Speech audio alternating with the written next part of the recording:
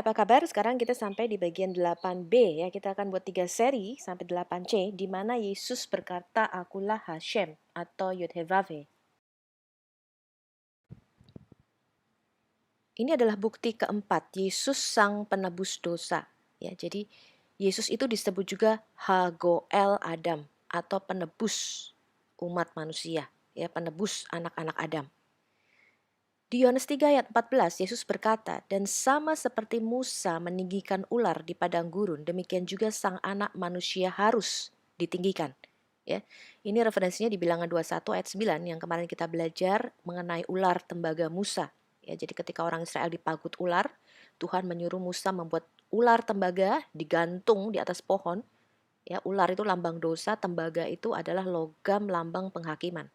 Ya, kemudian orang Israel ketika digigit ular, kalau dia melihat kepada ular tembaga itu, dia akan tetap hidup. Ya, itu yang kemarin kita lihat ular tembaganya disembah sama orang Israel, diberi nama siapa? Nehustan. Ya, kemudian Raja Hizkia menghancurkan ular tembaga Musa ini. Nah, itu sebagai lambang atau simbol sang anak manusia kata Yesus. Ya, jadi sampai sekarang orang Yahudi itu nggak tahu kenapa Tuhan menyuruh membuat ular tembaga. Betul nggak? Itu mereka nggak ngerti tuh. Sampai sekarang tuh maksudnya Tuhan apa ya? Kemudian ular tembaga itu sampai disembah. Karena dianggap sakti kan. Sekarang sebagai lambang apotik. Ya, itu tongkat Hermes ya, atau nanti kita lihat tuh ada satu dewa Yunani yang memakai tongkat itu, Kai Kudus namanya. Ya, tongkat itu dijadikan simbol ular yang dililit ya, barang siapa yang melihatnya hidup katanya. Kenapa Tuhan kok suruh bikin seperti itu? Mereka nggak mudeng.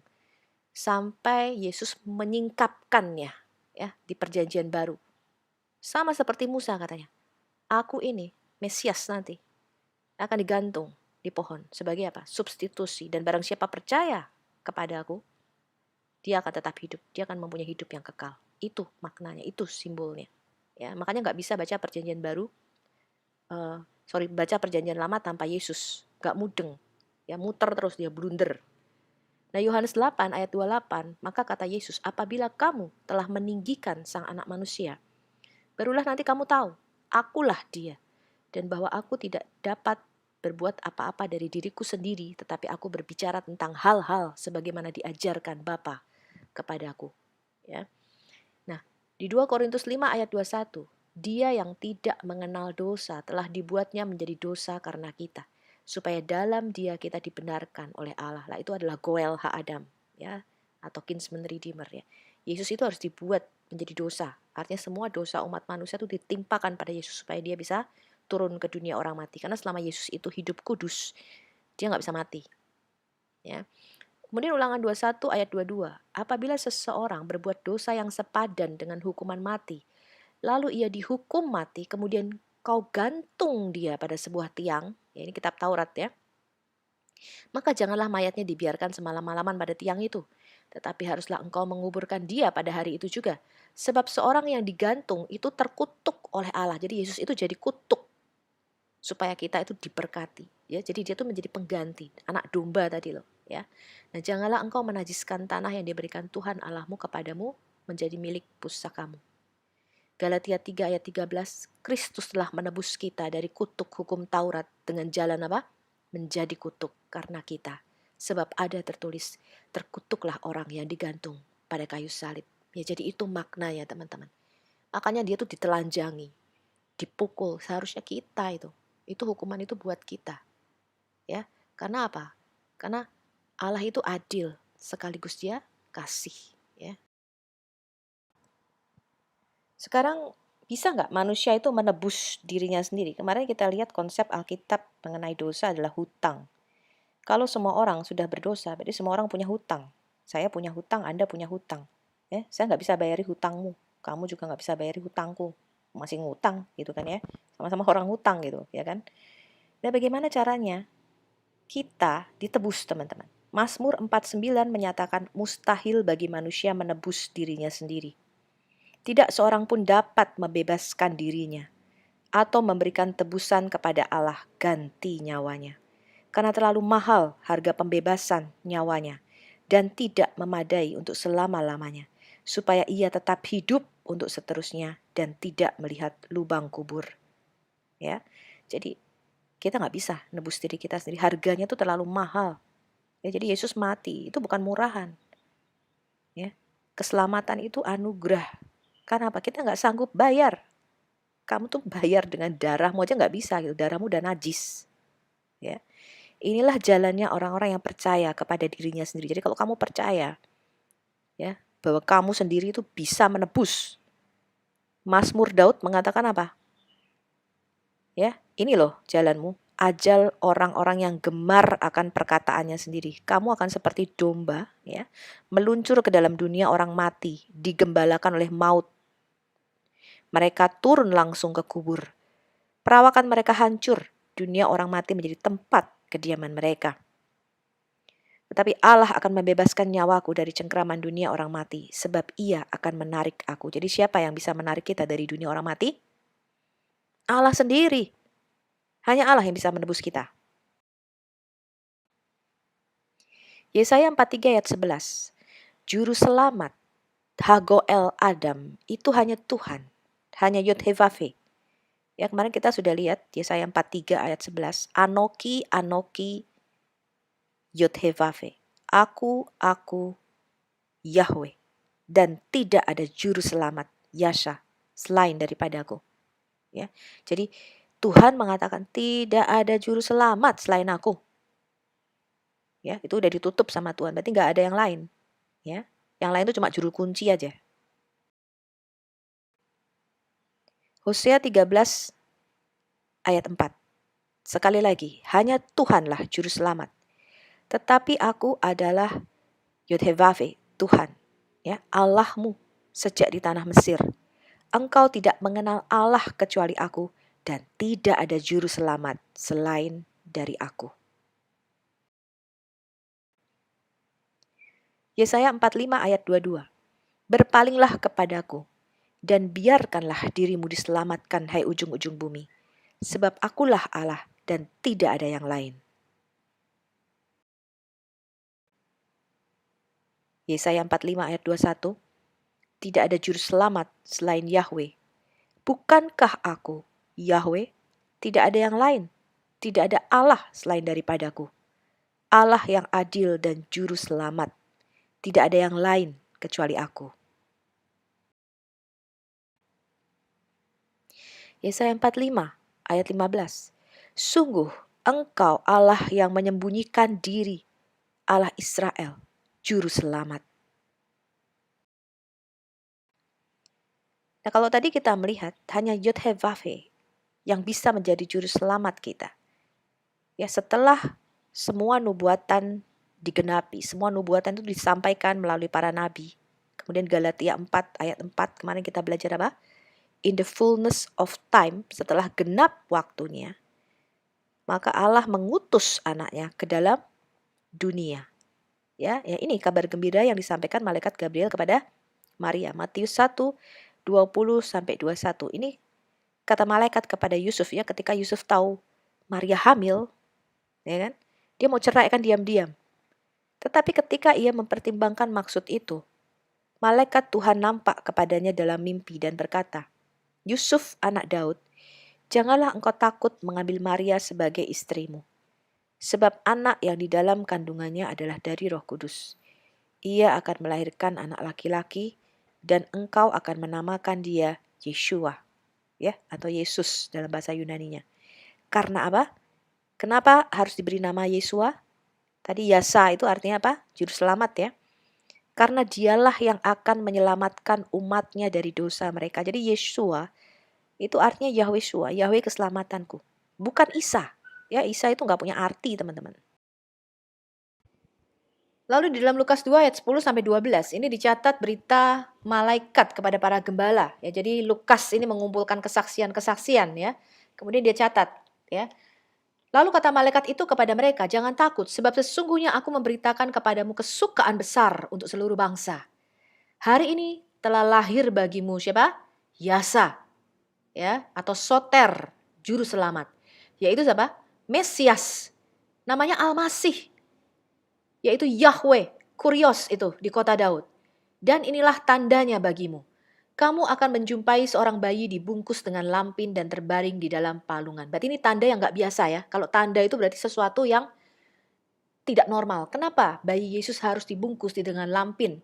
Ya, karena Yesus itu lahirnya di Migdal Eder di Bethlehem. Ya, Bethlehem itu tempat para gembala mengembalakan domba-domba yang akan dipersembahkan di Bait Suci Yerusalem. Jaraknya deket tuh, ya Bethlehem ke Yerusalem. Mereka memelihara domba-domba ini sehingga setiap hari itu nanti dibunuh teman-teman untuk persembahan korban penebus dosa, dan pada hari Yom Kippur itu mereka juga mempersembahkan lembu ya. Kemudian hari Paskah apalagi mereka setiap keluarga itu harus memberikan satu anak domba sebagai korban penebus dosa. Nah, mereka akan pilih anak sulung. Jadi ketika lahir pertama, yang paling sulung ini dombanya, mereka akan lihat ini domba cacat nggak. Kalau dia bersih, tidak cacat, bagus. Pokoknya tidak boleh ada cacatnya sama sekali. Ya, Yesus tuh makanya sempurna, teman-teman. Dia akan membungkus domba ini dengan kain lampin. Kemudian domba ini akan dibaringkan pelan-pelan di dalam palungan. Supaya apa? Tidak terluka, tidak cacat. Ya, karena yang sulung ini nanti anak domba yang sulung, harus yang sulung ya teman-teman, itu akan dipersembahkan menjadi korban penebus dosa di Bait Suci Yerusalem. Nah itu tandanya teman-teman. Kemudian apa kata Gabriel kepada Maria? Ini di dalam Lukas 1 ayat 26-38. Kata malaikat itu kepadanya, jangan takut hai Maria, sebab engkau beroleh kasih karunia di hadapan Allah. Sesungguhnya engkau akan mengandung dan akan melahirkan seorang anak laki-laki. Dan engkau harus menamai dia siapa? Yeshua. Ya, dari kata Yasa tadi ya. Ia akan menjadi besar dan akan disebut siapa? Anak Allah yang Maha Tinggi. Dan Tuhan Allah akan mengaruniakan kepadanya siapa? Tahta Daud, bapa leluhurnya. Ia akan menjadi raja atas kaum keturunan Yakub sampai selama-lamanya. Dan kerajaannya tidak akan berkesudahan. Ya, ini nubuatan di kitab Nabi Daniel. Ya. Kata Maria kepada malaikat itu, bagaimana hal itu mungkin terjadi? Aku belum bersetubuh katanya. Walaupun dia sudah bertunangan dengan Yusuf, tapi dia belum bersetubuh dengan Yusuf. Jawab malaikat itu kepadanya, Roh Kudus akan turun atasmu dan kuasa Allah yang Maha Tinggi akan menaungi engkau. Ya, jadi kuasa Allah Roh Kudus itu akan membungkus Maria, bukan meniup vaginanya Maria, bukan. Ya, bukan meniup farjaha atau vaginanya Maria, enggak begitu caranya. Roh Kudus itu seperti di kitab Kejadian, merah kefet. Artinya apa? Dia melingkupi dunia fisik ini ketika dia menciptakan bumi, ya, bulan, matahari dan sebagainya, planet-planet. Ya, dia menciptakan segala sesuatunya dengan cara apa? Dia lingkupi, dinaungi, kayak diselubungi gitu loh teman-teman. Bukan ditiup vaginanya, ya. Nah, Roh Kudus itu menaungi Maria untuk apa? Untuk menciptakan tubuh bagi Yesus. Ya, tubuhnya itu harus diciptakan dulu di dalam rahim Maria. Supaya Yod-Heh-Vav sang firman ini bisa masuk ke dalam baitnya. Jadi tubuh Yesus itu adalah bait suci. Ya, tempat Allah berkemah. Kalau tidak pakai tubuh, dia karena roh, dia tidak bisa kontak dengan dunia fisik secara langsung. Karena dia roh. Ya, jadi harus menggunakan tubuh tanah liat ini. Ya, Tuhan kan mengatakan di Kejadian 1 ayat 26, bumi ini diberikan kepada manusia, otoritasnya diberikan kepada manusia. Ketika Adam gagal, ya, Yesus sebagai Adam yang terakhir, ya, dia ingin mengambil otoritas atas bumi ini dari iblis. Caranya gimana? Harus jadi manusia, teman-teman. Ya, karena roh itu ilegal di bumi. Ya, kalau kamu terpisah dari tubuhmu, rohmu, kamu harus depart, kamu harus keluar dari bumi ini, kamu jadi hantu.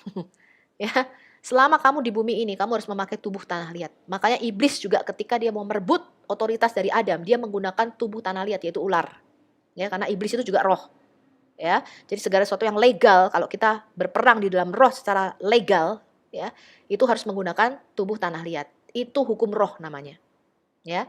Nah, malaikat Gabriel itu berkata kepadanya, Roh Kudus akan turun atasmu. Kuasa Allah yang Maha Tinggi akan menaungi engkau. Sebab itu anak yang akan kau lahirkan itu akan disebut kudus, anak Allah. Tadi di Mazmur sudah kita katakan, manusia itu tidak dapat menebus dirinya sendiri. Hanya Allah yang dapat menebus dosa. Ya, makanya Kejadian 22 yaitu akidah Yitzhak, Allah sendiri yang menyediakan korban sembelihan besar. Manusia nggak bisa, teman-teman. Ya, manusia tuh nggak bisa menyediakan bagi dirinya sendiri tebusan. Hanya Allah yang bisa menyediakan bagi kita tebusannya itu, goelnya itu.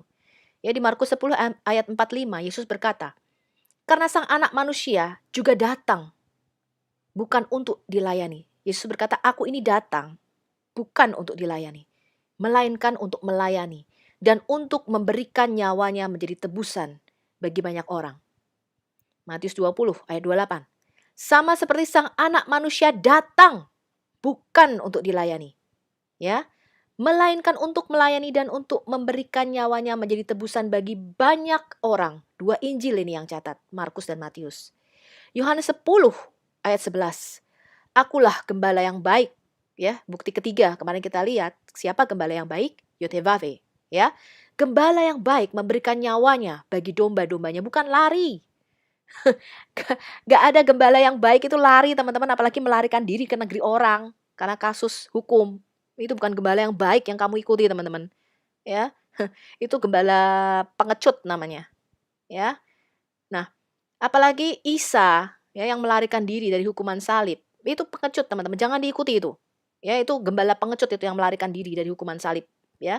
Yesus nggak begitu. Yesus nggak pengecut, ya. Dia mengatakan kita harus ke Yerusalem sekarang karena sang anak manusia harus diserahkan ke tangan orang berdosa, tapi akan menderita, mati dan bangkit pada hari ketiga. Yesus itu mendatangi kematian, teman-teman. Dia nggak lari. Yesus Tuhan kita tuh nggak pengecut, teman-teman, ya. Nah, Yesus berkata demikian di Yohanes 10 ayat 15. Sama seperti Bapa mengenal aku dan aku mengenal Bapa. Dan apa? Aku memberikan apa? Nyawaku bagi domba-dombaku, kata Yesus. Yesus berkata, aku ini akan memberikan nyawaku bagi kamu loh. Gentle loh Yesus loh. Aku akan melindungi domba-dombaku. Dia nggak lari. Dia mengatakan gini, kalau orang upahan, ada serigala datang, dia lari loh, dia nggak lindungi dombanya. Tapi aku akan bergulat, ya, dengan musuh yang akan datang. Aku akan melindungi dombaku. Makanya ketika Saulus menganiaya jemaat Yesus, ya, Saulus tuh mengejar-ngejar jemaat.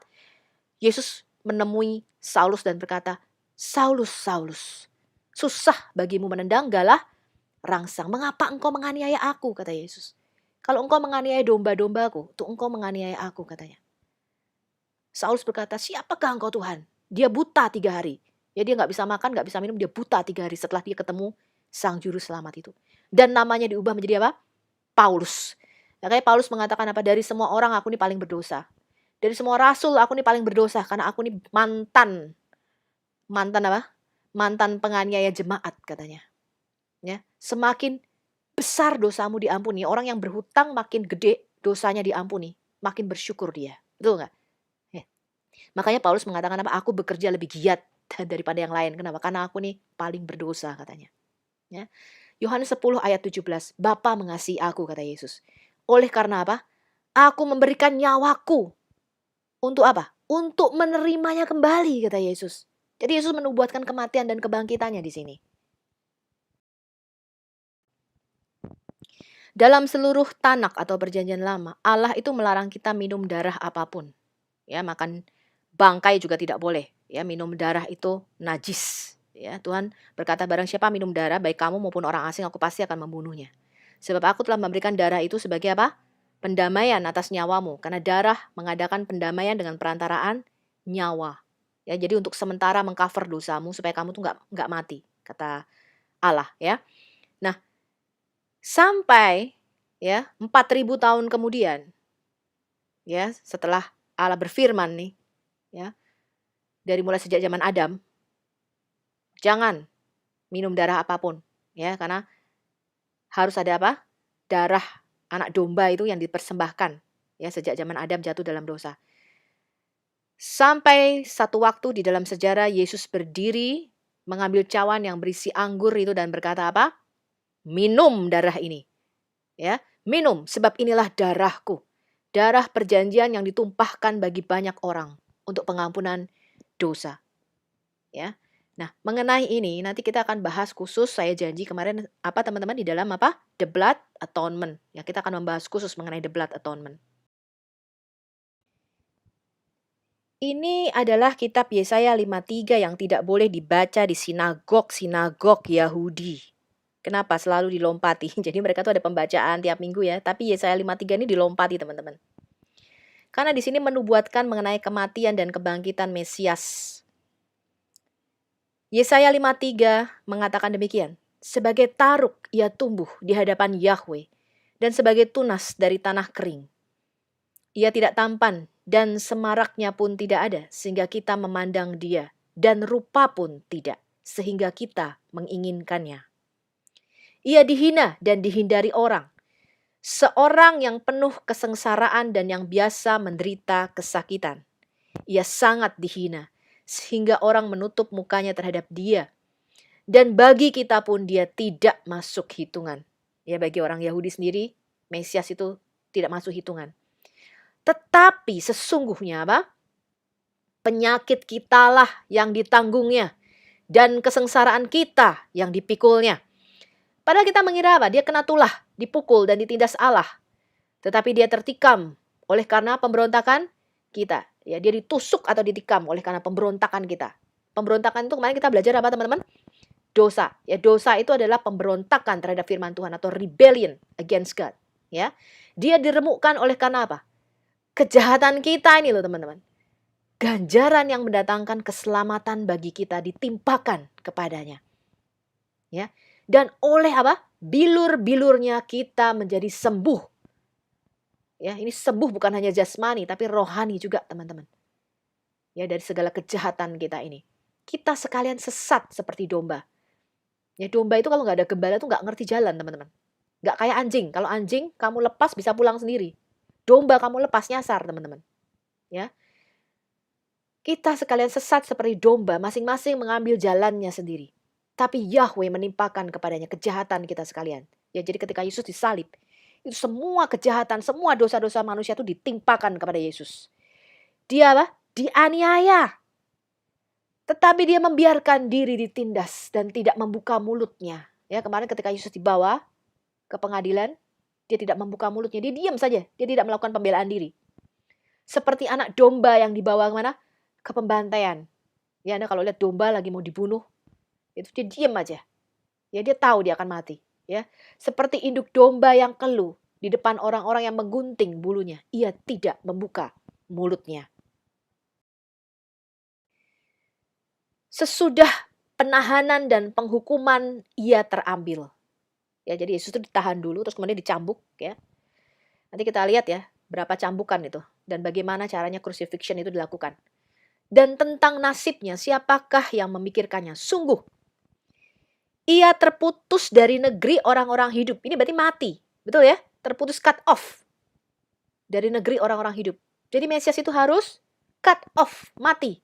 Dan karena pemberontakan, karena dosa umatku, ia kena tulah. Orang akan menempatkan kuburnya, berarti mati dong, ya?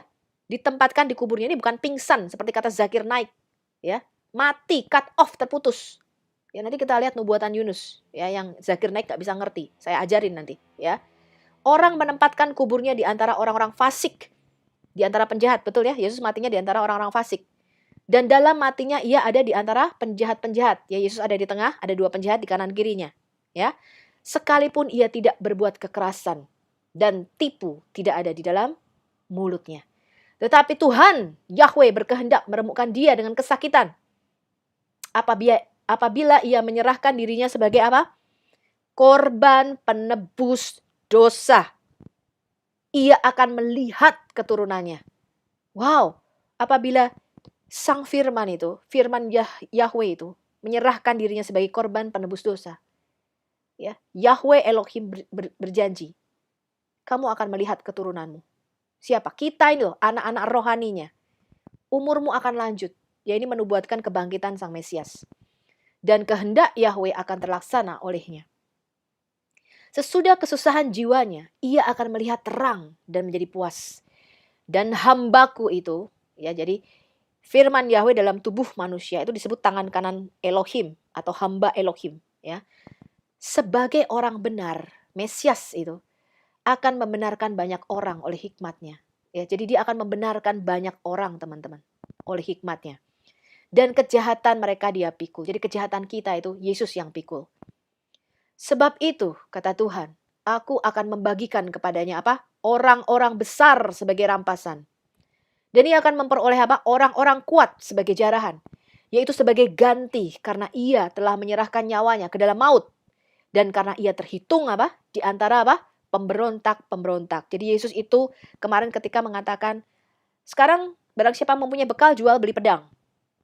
Bukan untuk membunuh teman-teman, tapi supaya digenapi nats Yesaya 53 ini. Bahwa ia akan terhitung di antara apa? Pemberontak-pemberontak. Karena pada waktu itu tidak boleh orang awam, orang Yahudi bawa pedang, teman-teman. Dia pikir akan memberontak terhadap Romawi. Ya, jadi mempunyai alasan untuk menangkap Yesus. Karena dia mau memberontak. Sekalipun ia menanggung dosa banyak orang dan berdoa bagi pemberontak-pemberontak.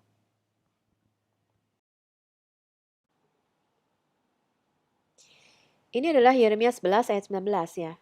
Ini ayat yang coba dihilangkan oleh orang-orang Yahudi ketika mereka menyalin kitab Tanak ya, kira-kira abad-abad pertengahan. Ini menjadi perdebatan antara orang-orang Yahudi pada waktu itu dengan Bapak Gereja kita, karena kita punya manuskrip yang menyatakan ayat 11-19 ini ya. Jadi mereka mencoba menutupi ini. Yeremia 11 ayat 19 mengatakan demikian nih, Nabi Yeremia ya.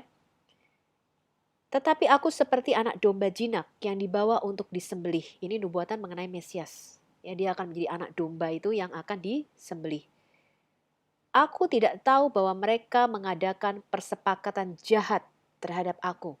Nah, ini digenapi ya. Jadi imam-imam kepala dan ahli-ahli Taurat, orang-orang Farisi itu mengadakan persepakatan untuk membunuh Yesus. Ya, jadi mereka mencoba menghilangkan ini karena mereka mengatakan bahwa ini kan nubuatan mengenai Yesus gitu ya kan. Nah, marilah kita binasakan, ini kok terjemahan Indonesianya menjadi pohon ini dengan buah-buahnya ya. Padahal harusnya Eitz lechem ya, atau pohon roti, yaitu pohon yang memberi kehidupan. Jadi Yesus itu adalah pohon kehidupan yang ada di taman di Eden itu. Karena ada 2 pohon di dalam taman ya. Eitz Chaim dan Eitz Hadaat Tov dan Ra ya, atau pohon pengetahuan yang baik dan yang jahat ya. Yesus itu adalah gambaran dari Eitz Chaim ya, atau Eitz lechem ya, pohon kehidupan itu. Marilah kita melenyapkannya dari negeri orang-orang yang hidup, sehingga namanya tidak diingat orang lagi. Ya, jadi orang Yahudi tahu ini nubuatan, ini kok digenapi di dalam Yesus. Jadi mereka mengatakan, waduh, kita ini dinubuatkan mengadakan persepakatan jahat loh katanya. Ya, jadi mereka mencoba menghapus ini. Nah, nanti ketika kita go through the Bible, kita akan belajar yang namanya Mazmur 22. Ini nubuatan 750 tahun sebelum hukuman salib ditemukan, Nabi Daud sudah menulis. Sebab anjing-anjing mengerumuni aku dan gerombolan penjahat mengepung aku. Ya, jadi mereka mengolok-olok Yesus ketika Yesus disalib. Mereka menusuk tangan dan kakiku. Segala tulangku dapat kuhitung. Mereka menonton, mereka memandangi aku. Mereka membagi-bagi pakaianku di antara mereka dan mereka membuang undi atas jubahku. Maka Yesus ketika disalib dia mengatakan apa? Eloi, Eloi, lama sabachthani. Karena Yesus mengutip Mazmur 22 ini. Ya. Dan nubuatan di Mazmur 22 ini adalah nubuatan mengenai penyalipan Mesias. Jadi digenapi di dalam Yesus ya, bahwa pakaiannya akan apa? Dibagi dan jubahnya akan apa? Diundi. Ya, Yesus memakai jubah ungu waktu itu. Di Zakaria 13 ayat 6, dan apabila ada orang bertanya kepadanya, ini nubuatan Nabi Zakaria ya, bekas luka apakah yang ada pada tanganmu ini? Lalu ia akan menjawab, itulah luka yang kudapat di rumah sahabat-sahabatku. Jadi sampai sekarang, itu Yesus ketika bangkit, lukanya itu masih ada teman-teman. Lukanya itu bukan di telapak tangan ya, bukan. Tapi di pergelangan tangan, itu persis seperti gambar itu loh teman-teman. Ya, jadi kalau Anda ketemu Yesus nanti, Anda bisa lihat lukanya di pergelangan tangan itu. Ya, bukan di telapak tangan. Yesaya 49 ayat 16. Lihat nih, begitu kasihnya Tuhan kepada kita. Aku telah melukiskan. Nah, ini melukiskan ini bahasa Indonesia terlalu dibaguskan. Aslinya adalah dituki dengan benda tajam, mengukir. Ya, artinya ditusuk seperti orang ngukir apa sih furniture itu teman-teman. Kalau Anda tahu ya, orang ngukir furniture itu kan kayak pakai benda tajam itu ya, ditukik dengan benda tajam. Aku telah melukiskan engkau di telapak tanganku, kata Tuhan. Tembok-tembokmu tetap di ruang mataku. Jadi ketika Tuhan melihat tangannya yang berlubang paku itu, dia melihat kita. Ya, betapa kasihnya dia kepada kita. Yesaya 53 ayat 5, tadi kita baca. Tetapi dia tertikam, dia ditusuk oleh karena pemberontakan kita. Dia diremukkan oleh karena kejahatan kita. Ganjaran yang mendatangkan keselamatan bagi kita ditimpakan kepadanya. Dan oleh bilur-bilurnya kita menjadi sembuh.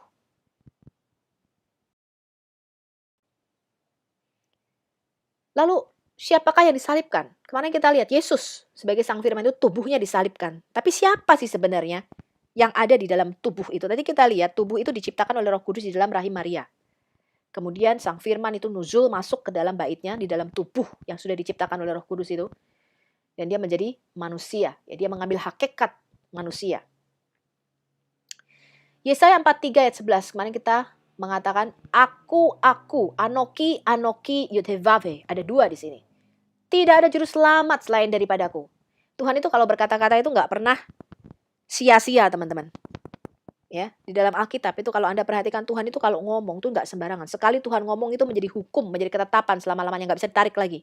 Makanya Tuhan tuh kalau ngomong hati-hati, dia nggak banyak ngomong. Ya, sekali dia ngomong itu menjadi hukum. Ya, seorang raja itu sekali dia bertitah, berfirman itu menjadi hukum negaranya, teman-teman. Itu bedanya nanti ya, kita lihat sistem kerajaan dengan sistem demokrasi. Ya, dia nggak pakai voting, teman-teman. Ya, aku ngomong apa kamu harus ikut. Itu raja. Ya, dia punya otoritas itu. Zakaria 12 ayat 10 kemarin kita belajar. Aku akan mencurahkan roh pengasihan dan roh permohonan atas keluarga Daud dan atas penduduk Yerusalem. Jadi Mesias itu nanti matinya di Yerusalem. Mereka akan memandang kepadaku. Aleph Taf. Aleph Taf ini adalah the signature of Jesus yang telah mereka tusuk atau telah mereka tikam. Dakar. Ya. Tapi akan meratapi dia. Loh, berarti yang disalib itu siapa? Yang disalib itu ya aku, Yud-Heh-Vav-He, tapi kok meratapi dia? Nah, ini misteri ilahi, teman-teman. Di sini Yud-Heh-Vav-He mau berkata, yang kamu lihat itu ya aku. Tapi juga sekaligus bisa dibedakan dari aku gitu loh. Yaitu Sang Firman itu, aku di dalam tubuh manusia, itu namanya Sang Firman. Tapi itu ya aku gitu loh. Tapi sekaligus juga bisa dibedakan dari aku. Ya, ini misteri ilahi di sini. Mereka akan memandang kepadaku, Aleph Taf yang telah mereka tikam, dan akan meratapi dia seperti orang meratapi anak tunggal, dan akan menangisi dia dengan pedih seperti orang menangisi anak sulung. Ya, di situ Maria dan murid-muridnya menangisi Yesus ya. Aleph dan Taf itu kemarin kita lihat apa, the signature of Jesus Christ. Ya, ini tidak bisa diterjemahkan di dalam Alkitab bahasa Indonesia. Ini kata Aleph Taf ini nggak bisa diterjemahkan. Ya, sama seperti di Kejadian 1 ayat 1 itu ada Aleph Taf di situ, itu nggak diterjemahkan, teman-teman. Ini adalah huruf pertama dan terakhir dalam bahasa Ibrani. Ya, Yesus di kitab Wahyu mengklaim dia adalah Alfa dan Omega, huruf pertama dan terakhir dalam bahasa Yunani. Nah, kalau dia berbicara dalam bahasa Aramaik atau bahasa Ibrani, maka Yesus akan mengatakan dia adalah Aleph dan Taf itu sendiri. Jadi seluruh Israel itu akan memandang kepada Yesus yang telah mereka tikam, yaitu Sang Aleph dan Taf, Sang Alfa dan Omega ini. Referensinya di Wahyu 1 ayat 8, Wahyu 21 ayat 6, Wahyu 22 ayat 13. Sekarang kita lihat detail Zakaria 12 ayat 10, nubuatan mengenai penyalipan ini ya. And I will pour on the house of David and on those living in Jerusalem the spirit of grace and of prayers, and they shall look on me, Aleph Taf, whom they have pierced, Dakar, and they shall mourn for him as one mourns for an only son, and they shall be bitter over him, like the bitterness over the firstborn. Ya, seperti orang menangisi anak sulung. Ya, kematian anak sulung di Israel ini mengingatkan Paskah.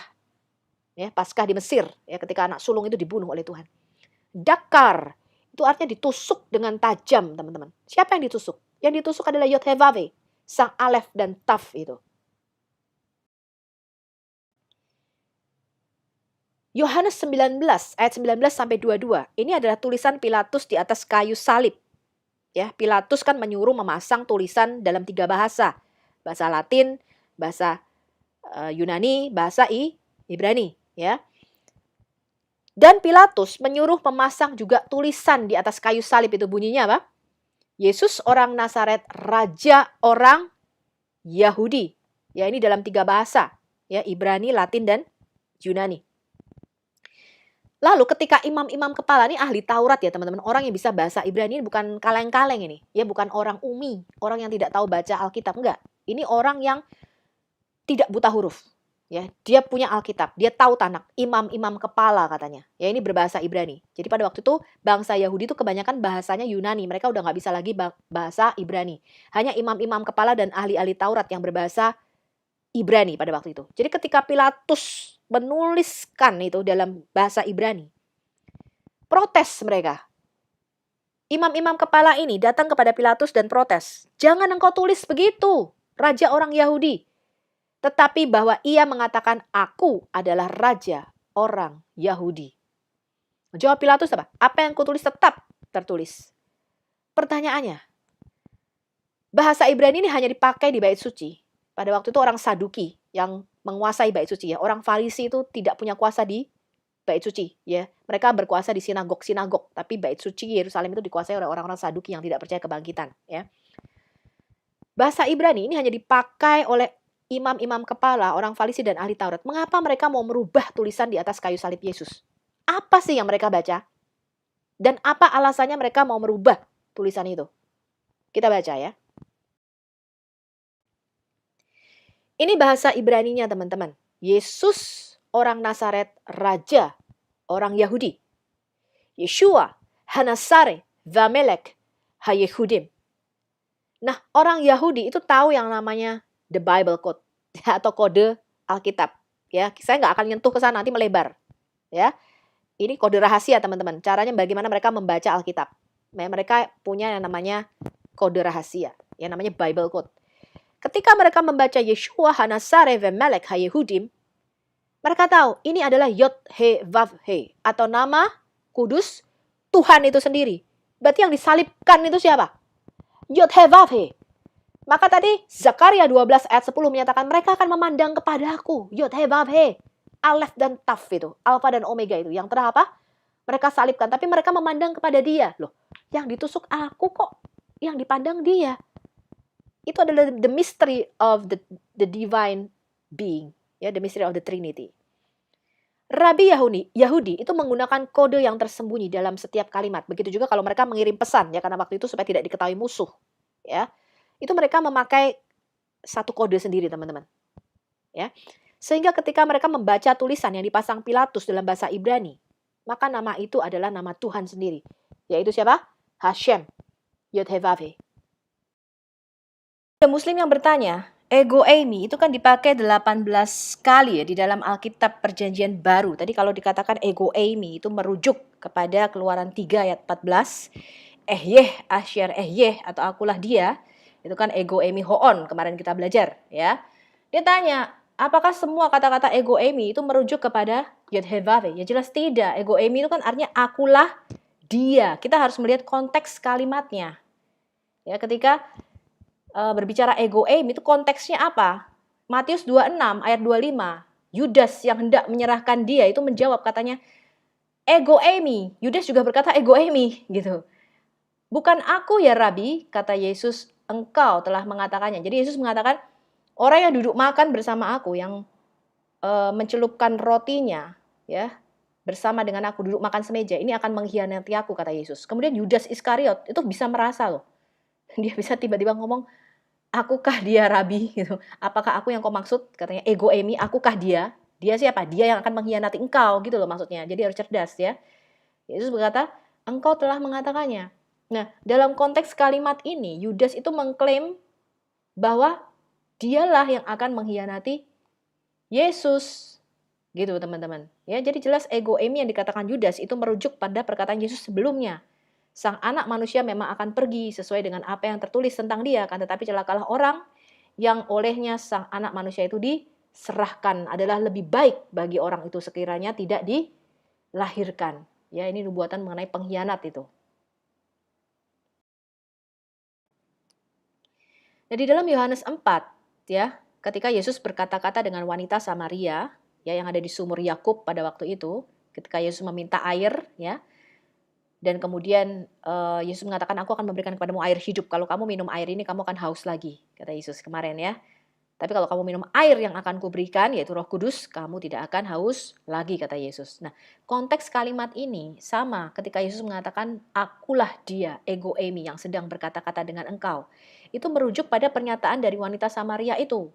Ya, jadi wanita Samaria itu mengatakan kepada Yesus, aku tahu bahwa Mesias akan datang, yang disebut juga siapa? Kristus. Dan apabila ia datang, ia akan memberitakan segala sesuatu kepada kami. Lalu Yesus berkata, ego eimi, akulah dia. Akulah dia siapa? Sang Mesias itu loh pada kalimat sebelumnya. Ya, jadi Yesus mengklaim dirinya adalah Mesias yang dijanjikan itu yang disebut Kristus.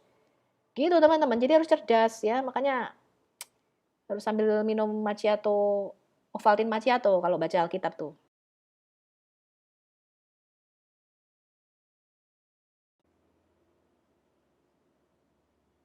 Di Yohanes 6 ayat 19 juga sama, ya ketika murid-muridnya ada di kapal, kemudian Yesus tiba-tiba jalan gitu ya di atas air, ketakutan nih murid-muridnya.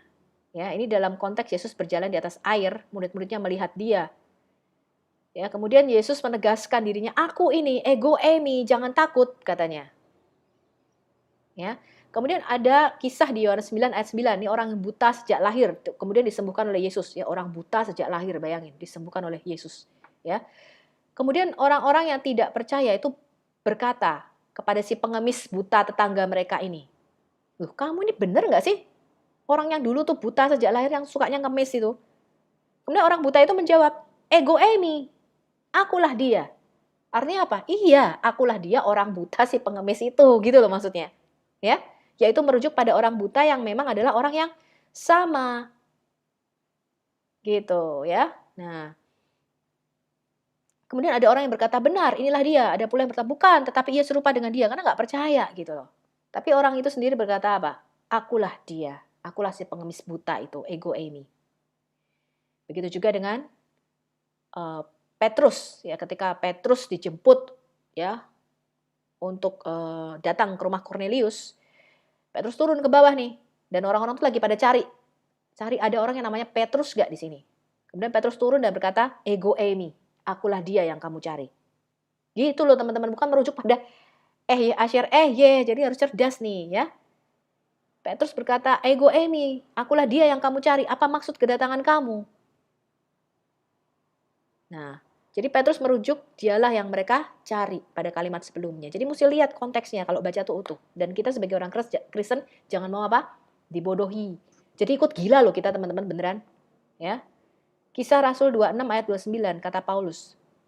Aku mau berdoa kepada Allah supaya segera atau lama-kelamaan bukan hanya engkau saja. Ini waktu Paulus di hadapan Raja Agripa, dia bersaksi, kemudian Raja Agripa itu berkata, kamu hampir saja meyakinkan aku menjadi seorang Kristen katanya. Ya, kemudian Paulus mengatakan, aku berdoa kepada Allah supaya segera atau lama kelamaan bukan hanya engkau saja, tapi semua orang lain yang hadir di sini dan yang mendengarkan perkataanku menjadi ego eimi, sama seperti aku katanya. Kecuali belenggu-belenggu ini. Ya, Paulus itu dibelenggu. Nah, konteks kalimat ini Paulus berharap orang-orang yang mendengarnya itu menjadi seorang Kristen seperti dia. Begitu teman-teman, ya sudah saya jawab dan saya jelaskan ini kalau ada orang yang tanya. Jadi Anda cerdas, ya. Ini adalah bukti kelima, yaitu Yesus memberikan hidup yang kekal, ya, di Yohanes 5 ayat 26. Sebab sama seperti Bapa mempunyai hidup di dalam dirinya sendiri, demikian juga diberikannya anak mempunyai hidup dalam dirinya sendiri. Dan ia, Bapa, itu telah memberikan kuasa kepada sang anak untuk apa? Untuk menghakimi. Jadi Yesus itu nanti akan datang sebagai hakim. Sebagai apa? Singa dari Yehuda, ya kemarin kita belajar. Kenapa teman-teman? Karena Yesus itu udah pernah jadi manusia, jadi dia akan menghakimi dengan adil. Ya. Nah, dia tahu segala kekurangan dan kelemahan kita. Ya. Nah, Yohanes 10 ayat 28 Yesus berkata, "Dan aku memberikan hidup yang kekal kepada mereka dan mereka pasti tidak akan binasa sampai selama-lamanya. Dan seorang pun tidak akan merebut mereka dari tanganku." Jadi Yesus itu memberikan hidup kekal kepada kita, teman-teman. Yohanes 6 ayat 44, Yesus berkata, tidak ada seorang pun yang dapat datang kepadaku jikalau ia tidak ditarik oleh Bapa yang mengutus aku, dan ia apa? Akan kubangkitkan pada akhir zaman. Jadi yang membangkitkan itu siapa nanti? Yesus. Ya, makanya Yesus dalam ayat lain mengatakan, orang-orang mati itu akan mendengar suara anak Allah. Ya, suaranya dia, lalu mereka akan bangkit. Ya. Yohanes 6 ayat 54, barang siapa makan dagingku dan minum darahku, ia mempunyai hidup yang kekal dan aku akan membangkitkan dia pada akhir zaman. Lalu bagaimana dengan pandangan Islam? Siapa sih yang akan membangkitkan orang mati? Kalau tadi Alkitab mengatakan Yesus mengklaim dirinya akan membangkitkan kita dari kematian ya pada akhir zaman. Quran surah 22 ini Al-Hajj ayat 6 sampai 7. Dikatakan demikian. Yang demikian itu karena sesungguhnya Allah, dialah yang hak. Ya, dialah yang benar. Dan sesungguhnya dialah yang menghidupkan segala yang mati. Dan sesungguhnya Allah Maha Kuasa atas segala sesuatu. Kemudian siapa yang menghidupkan kita pada hari kiamat? Dan sesungguhnya hari kiamat itu pastilah datang dan tidak ada keraguan padanya. Jadi kamu dan saya siap-siap ya teman-teman ya. Kita akan menghadapi kematian dan kemudian kita akan menghadapi kematian kedua. Ya. Dan sesungguhnya hari kiamat itu pasti datang, tidak ada keraguan padanya. Dan bahwasanya siapa? Allah membangkitkan semua orang di dalam kubur. Tadi kita lihat katanya apa? Yesus, aku akan membangkitkan kamu dari lubang kubur. Ya, berarti Yesus mengklaim dirinya Allah. Salah satu nama Allah itu adalah Al-Muhyi, artinya pemberi hidup. Al-Muhyi adalah satu-satunya yang bisa menghidupkan sesuatu. Makanya Yesus diceritakan di dalam Quran gimana apa? Memberi tiupan roh ke dalam burung tanah liat katanya. Ya, itu cuma bisa dilakukan oleh pencipta, teman-teman, memberikan roh. Itu nggak bisa. Ya, kecuali dia pencipta atau creator. Ya. Dia menciptakan dari ketiadaan. Makanya dikatakan segala sesuatu diciptakan melalui Sang Firman. Ya. Kemudian dia membangkitkan hidup pada hari pengadilan dan semua ini mudah baginya. Jadi kita lihat siapa yang membangkitkan? Yesus. Ya, Yesus sang anak Allah itu yang akan membangkitkan kita dari kubur pada hari kiamat.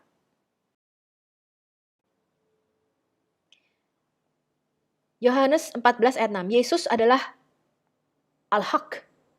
Tadi Quran mengatakan dialah yang hak. Ya, dialah kebenaran itu katanya. Tapi Yesus mengklaim, akulah jalan, Al-Tariq, dan kebenaran, Al-Haq, dan hidup, Al-Hayah. Tidak ada seorang pun yang datang kepada Bapa kalau tidak melalui aku. Jadi Yesus mengatakan ada jalan lain nggak di sini? Tidak ada juru selamat lain selain Yesus. Yang lain cuma juru kunci, ya. Salah satu nama Allah itu adalah Al-Hadi. Artinya yang Esa, merupakan apa? Jalan yang lurus. Yesus berkata tadi apa? Akulah jalan dan kebenaran dan hidup. Tidak ada seorang pun yang datang kepada Bapa kalau tidak melalui aku. Jadi Yesus bukan penunjuk jalan. Dia bukan juru kunci, dia juru selamat. Ya, dia jalan itu satu-satunya. Salah satu nama Allah dari 99 namanya adalah Al-Haq. Artinya adalah kebenaran mutlak. Ya, yang Esa adalah yang benar, esensinya adalah satu-satunya realitas dan dia adalah kebenaran. Maksudnya apa sih kebenaran, teman-teman? Original. Jadi kalau Anda kayak beli tas itu ada yang original, misalnya LV atau Hermes ya. Kalau Anda beli yang original itu berarti Anda beli kebenaran, teman-teman. Yang lain di luar itu namanya KW atau palsu, ya, itu bukan kebenaran, ya. Jadi kebenaran itu apa sih? Kebenaran itu adalah yang asli, yang original. Yesus mengatakan, aku nih loh yang asli, aku nih originalnya. Kalau kamu beli selain aku, ya, atau kamu ikuti yang lain, kamu ikuti yang palsu, kata Yesus. Itu maksudnya ya, Al-Haq. Yohanes 11 ayat 25 mengatakan demikian. Yesus mengklaim, akulah kebangkitan, Al-Ba'id, ya, dan hidup, Al-Hayah. Barang siapa percaya kepadaku, ia akan hidup walaupun ia sudah mati.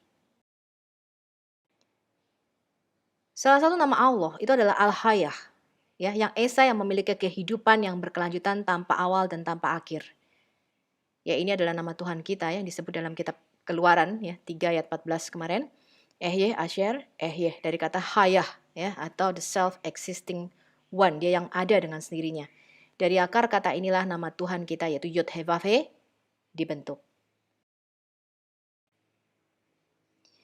Yohanes 6 ayat 40, Yesus berkata, sebab inilah kehendak Bapa-Ku, yaitu supaya setiap orang apa yang melihat anak, yang melihat Yod-Heh-Vav-He dalam rupa manusia ini, dan yang percaya kepadanya, beroleh hidup yang kekal, dan supaya aku membangkitkannya pada akhir zaman. Yohanes 6 ayat 44, kata Yesus, "Tidak ada seorang pun yang dapat datang kepadaku jikalau ia tidak ditarik oleh Bapa yang mengutus aku, dan ia akan kubangkitkan pada akhir zaman." Salah satu nama Allah itu adalah Al-Ba'id. Ya, tadi Al-Haya dan Al-Ba'id. Ya, Al-Ba'id itu juga nama Allah. Tapi Yesus mengklaim, katanya, "Aku ini Al-Ba'id." Yohanes 11 ayat 25 jawab Yesus, "Akulah kebangkitan dan hidup. Barang siapa percaya kepadaku, ia akan hidup walaupun ia sudah mati." Yohanes 6 ayat 44, "Tidak ada seorang pun yang dapat datang kepadaku jikalau ia tidak ditarik oleh Bapa yang mengutus aku, dan ia akan kubangkitkan pada akhir zaman." Yohanes 6 ayat 54, "Barang siapa makan dagingku dan minum darahku, ia mempunyai hidup yang kekal, dan aku akan membangkitkan dia pada akhir zaman." Kemudian kitab Taurat mengatakan, "Lihat sekarang, akulah dia. Tidak ada Elohim, tidak ada Allah, tidak ada ilah kecuali aku. Akulah apa? Yang mematikan dan yang menghidupkan. Aku telah meremukkan, tapi akulah yang menyembuhkan. Dan seorang pun tidak ada yang dapat melepaskan dari tanganku." Yohanes 5 ayat 21-30, "Sebab sama seperti Bapa membangkitkan orang-orang mati dan menghidupkannya, demikian juga Anak menghidupkan barang siapa yang dikehendakinya. Bapa tidak menghakimi siapapun, melainkan telah menyerahkan penghakiman itu seluruhnya kepada Anak, supaya semua orang menghormati Anak sama seperti mereka menghormati Bapa.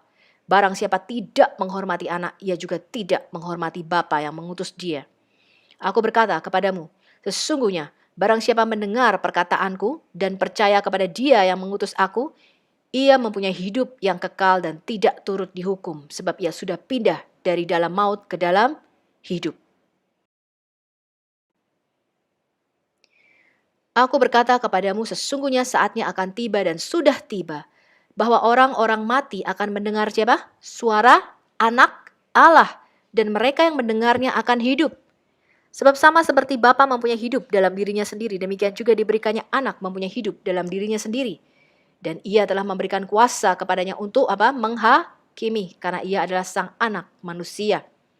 Janganlah kamu heran akan hal itu, sebab saatnya akan tiba, bahwa semua orang yang di dalam kuburan akan mendengar suaranya, dan mereka yang telah berbuat baik akan keluar dan bangkit untuk hidup yang kekal, tetapi mereka yang telah berbuat jahat akan bangkit untuk dihukum. Aku tidak dapat berbuat apa-apa dari diriku sendiri. Aku menghakimi sesuai dengan apa yang aku dengar, dan penghakimanku adil, sebab aku tidak menuruti kehendakku sendiri, melainkan kehendak Dia yang mengutus aku. Yesus tadi mengklaim dirinya Al-Hayat, Al-Ba'id, Al-Haq, Al-Torik. Ya. Kemudian di Yohanes 17 ayat 1, demikianlah kata Yesus. Yesus menengadah ke langit dan berkata, "Bapa, telah tiba saatnya, permuliakanlah Anakmu, supaya Anakmu mempermuliakan Engkau. Sama seperti Engkau telah memberikan kepadanya kuasa atas segala yang hidup." Jadi Yesus itu diberikan kuasa ya atas kita, atas semua makhluk. Ya.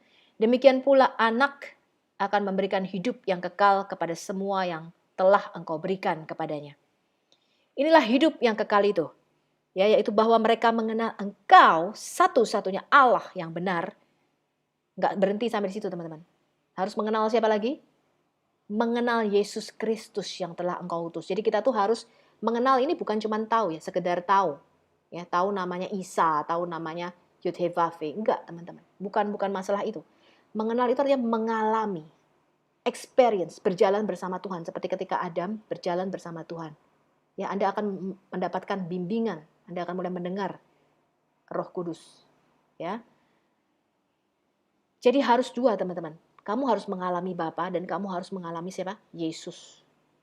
Tanpa kedua-duanya ini, kalau kamu nggak kenal Bapa dan nggak kenal Yesus, kamu nggak bisa punya hidup yang kekal itu. Ya. Aku telah mempermuliakan engkau di bumi dengan jalan menyelesaikan pekerjaan yang engkau berikan kepadaku untuk melakukannya. Ya, jadi Ustadz Insan Mukhoginta itu selalu memotong yang warna ungu ini, teman-teman. Tapi dia nggak pernah mau bacakan yang utuh. Ya, makanya umat Muslim ketipu terus, ya, dibohongi terus, dia ditutup. Karena dia nggak baca yang utuh, ya. Oleh sebab itu ya Bapa, permuliakanlah aku padamu sendiri. Permuliakanlah aku padamu sendiri. Ada nggak nabi yang berani ngomong gitu? Dengan apa? Dengan kemuliaan yang kumiliki, kata Yesus, di hadiratmu sebelum dunia ada. Jadi Yesus itu sudah mempunyai kemuliaan di dalam Bapa sebelum dunia ada. Nah ini kok nggak dibaca sama insane Moko Ginta itu gitu loh teman-teman. Ya, jadi dia itu tidak fair ya dalam mengutip dan menjelaskan ayat-ayat Alkitab. Dan aku tidak ada lagi di dalam dunia, tapi mereka masih ada di dalam dunia, dan aku datang kepadamu, ya Bapa yang kudus. Peliharalah mereka dalam namamu, yaitu namamu yang telah engkau berikan kepadaku, supaya mereka menjadi satu, sama seperti kita. Ya. Bukti keenam, Yesus mengampuni dosa. Lukas 7 ayat 48. Yesus diminyaki oleh perempuan berdosa dengan rambutnya. Ya, Yesus berkata kepada perempuan ini apa? Dosamu telah diampuni. Kemarin yang kita baca ya. Dan mereka yang duduk makan bersama dia berpikir dalam hati mereka, siapakah ia ini sehingga ia dapat mengampuni dosa? Lukas 5 ayat 20, orang lumpuh yang disembuhkan Yesus. Ketika Yesus melihat iman mereka, jadi ada orang lumpuh saking penuhnya, banyak orang minta disembuhkan, Yesus dikerumuni orang banyak. Mereka itu menjebol atap, teman-temannya ini ada 4 orang yang menggotong orang lumpuh ini, menjebol atap, kemudian diturunkan orang lumpuh ini dari atap teman-teman, supaya disembuhkan oleh Yesus. Nah ketika Yesus melihat iman ya daripada mereka yang menggotong orang lumpuh ini teman-teman, sampai segitunya gitu ya, sampai berani jebol atap. Yesus berkata, hai saudara, dosamu sudah diampuni. Lalu orang lumpuh ini bisa berjalan teman-teman. Ya, jadi yang membuat kita sakit itu kadang-kadang dosa kita. Tetapi ahli-ahli Taurat dan orang Farisi yang ada di situ itu berpikir dalam hatinya, siapa orang yang menghujat Allah ini? Siapa yang dapat mengampuni dosa selain daripada Allah sendiri? Akan tetapi Yesus mengetahui pikiran mereka, lalu berkata kepada mereka, apakah yang kamu pikirkan di dalam hatimu? Jadi Yesus itu dikatakan di dalam Yesaya, itu mempunyai 7 roh Allah. Jadi kalau nanti kita belajar keilahian, Allah itu rohnya ada 7. Ya, ada 7, ketujuh roh Allah. Yesus itu, Sang Mesias, itu dikatakan dia punya ketujuh roh Allah ini. Dia bisa menghakimi atau mengetahui isi pikiran orang itu dari penciuman, dari membaui. Ya, makanya Yesus itu bisa mengetahui apa yang ada di pikiran orang-orang karena dia punya 7 roh Allah. Manusia nggak bisa. Kalau manusia itu hanya bisa punya 6. Ya, makanya nanti rabi-rabi itu mengatakan Mesias itu disebut manusia ilahi karena ada ketujuh roh Allah di dalamnya, sempurna dia. Ya, manusia nggak bisa. Nah, manusia tuh nggak bisa mengetahui apa yang ada di dalam pikiranmu. Makanya suka salah paham, betul nggak? Karena saya nggak tahu tuh apa yang ada di dalam pikiranmu, dan kamu nggak tahu apa yang ada dalam pikiran saya. Makanya kalau ngomong kadang-kadang suka salah paham, betul nggak? Nah, tapi Yesus nggak begitu. Yesus itu mengetahui pikiran mereka. Nanti kita lihat ya, kita belajar ketika kita belajar mengenai Mesias. Yesus mengatakan demikian, apakah yang kamu pikirkan di dalam hatimu? Manakah lebih mudah mengatakan dosamu sudah diampuni atau mengatakan bangun dan berjalanlah? Tetapi supaya kamu tahu, di dunia ini sang anak manusia, Mesias, itu berkuasa mengampuni dosa. Lalu berkatalah ia kepada orang lumpuh itu, kepadamu kukatakan, bangun, angkat tempat tidurmu, dan pulang ke rumahmu. Ya, Yesus sekali ngomong, bangun, orang lumpuh ngomong. Orang lumpuh berjalan. Ya kan?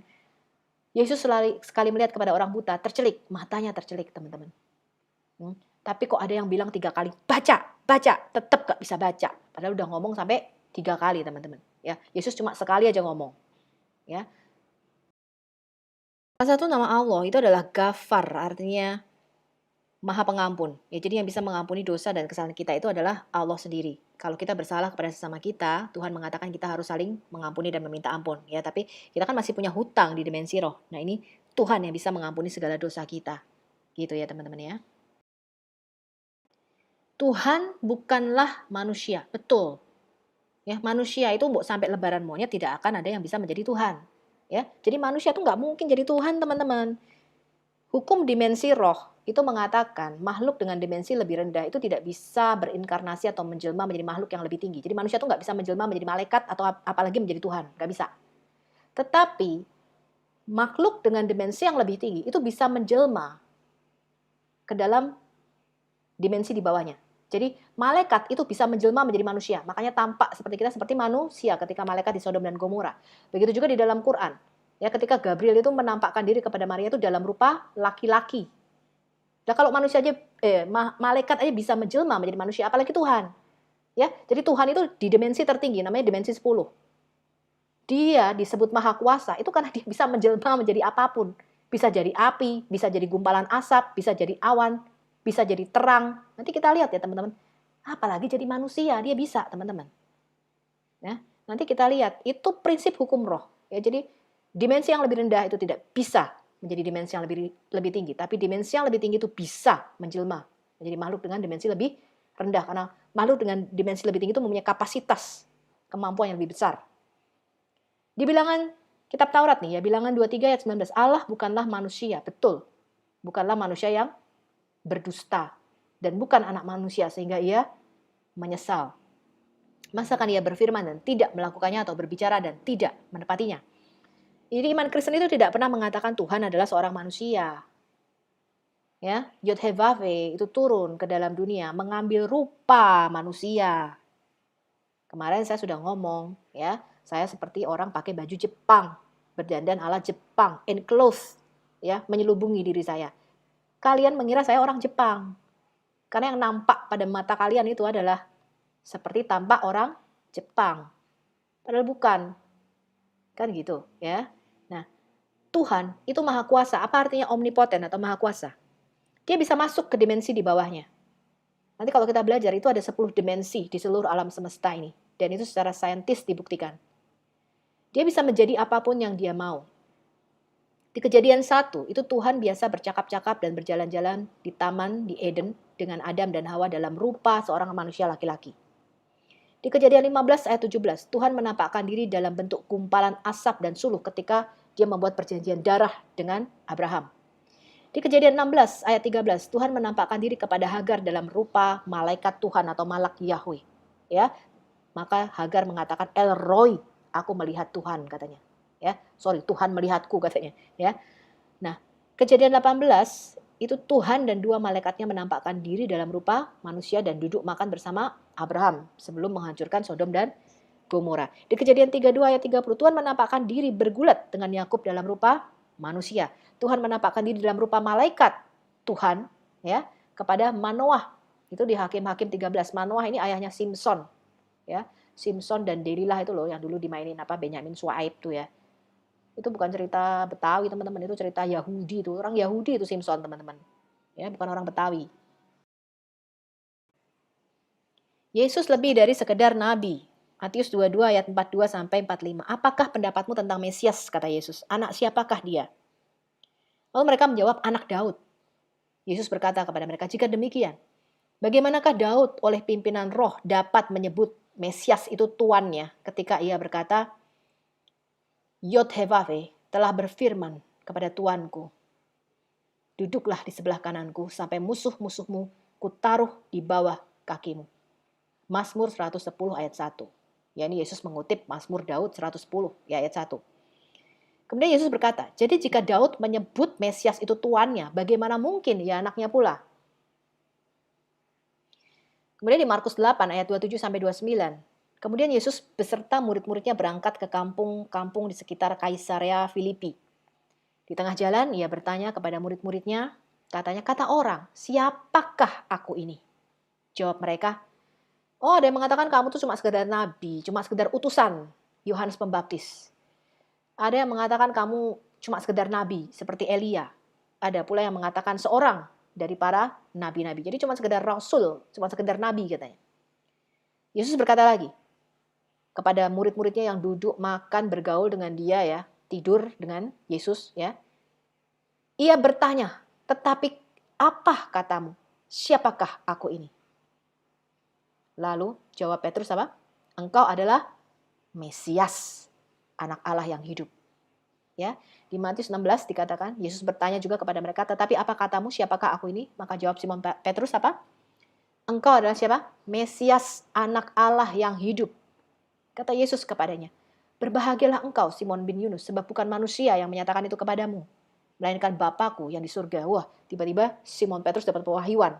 Ya, ini yang namanya reveal. Makanya Trinitas atau the Triune God itu ada di dalam pewahyuan, teman-teman. Anda itu tidak bisa ngerti dengan persis apa itu konsep the triune God kalau Anda tuh nggak bergaul dengan Tuhan. Ya, Anda nggak bisa dapat pewahyuan itu. Anda nggak mudeng-mudeng tuh, bingung terus Anda. Ya, kok 1 tambah 1 tambah 1 sama dengan 1 ya? Ya yang ngomong siapa gitu ya? 1 tambah 1 tambah 1 itu pasti 3 jawabannya, teman-teman. Ya.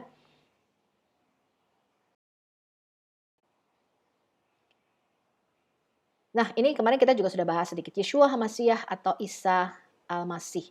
Ketika masuk di dalam dunia, di dimensi ruang dan waktu, Sang Firman itu mempunyai 2 nama. Nama manusianya adalah Yeshua, Yahweh Shua, artinya Tuhan Juru Selamat. Ini referensinya di Lukas 1 ayat 28-35. Kemudian gelar ilahinya itu adalah Al-Masiyah atau Mesias atau Hamasiyah. Ya, ini adalah gelar ilahi. Sehingga Yesus itu mempunyai kodrat ganda atau double nature, ilahi dan insani. Yesus itu sepenuhnya ilahi, tapi dia mengenakan rupa manusia sehingga tampak di mata kita seperti rupa seorang manusia laki-laki.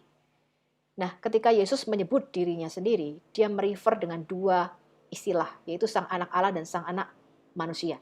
Ketika naik ke surga, Yesus berkata, "Kepadaku telah diberikan segala kuasa di surga dan di bumi." Dia kurios atau penguasa, ya, Gusti Yesus, ya. Sang Al-Masih inilah yang akan menjadi hakim mutlak bagi orang yang hidup dan orang yang mati, hakaman muksitan.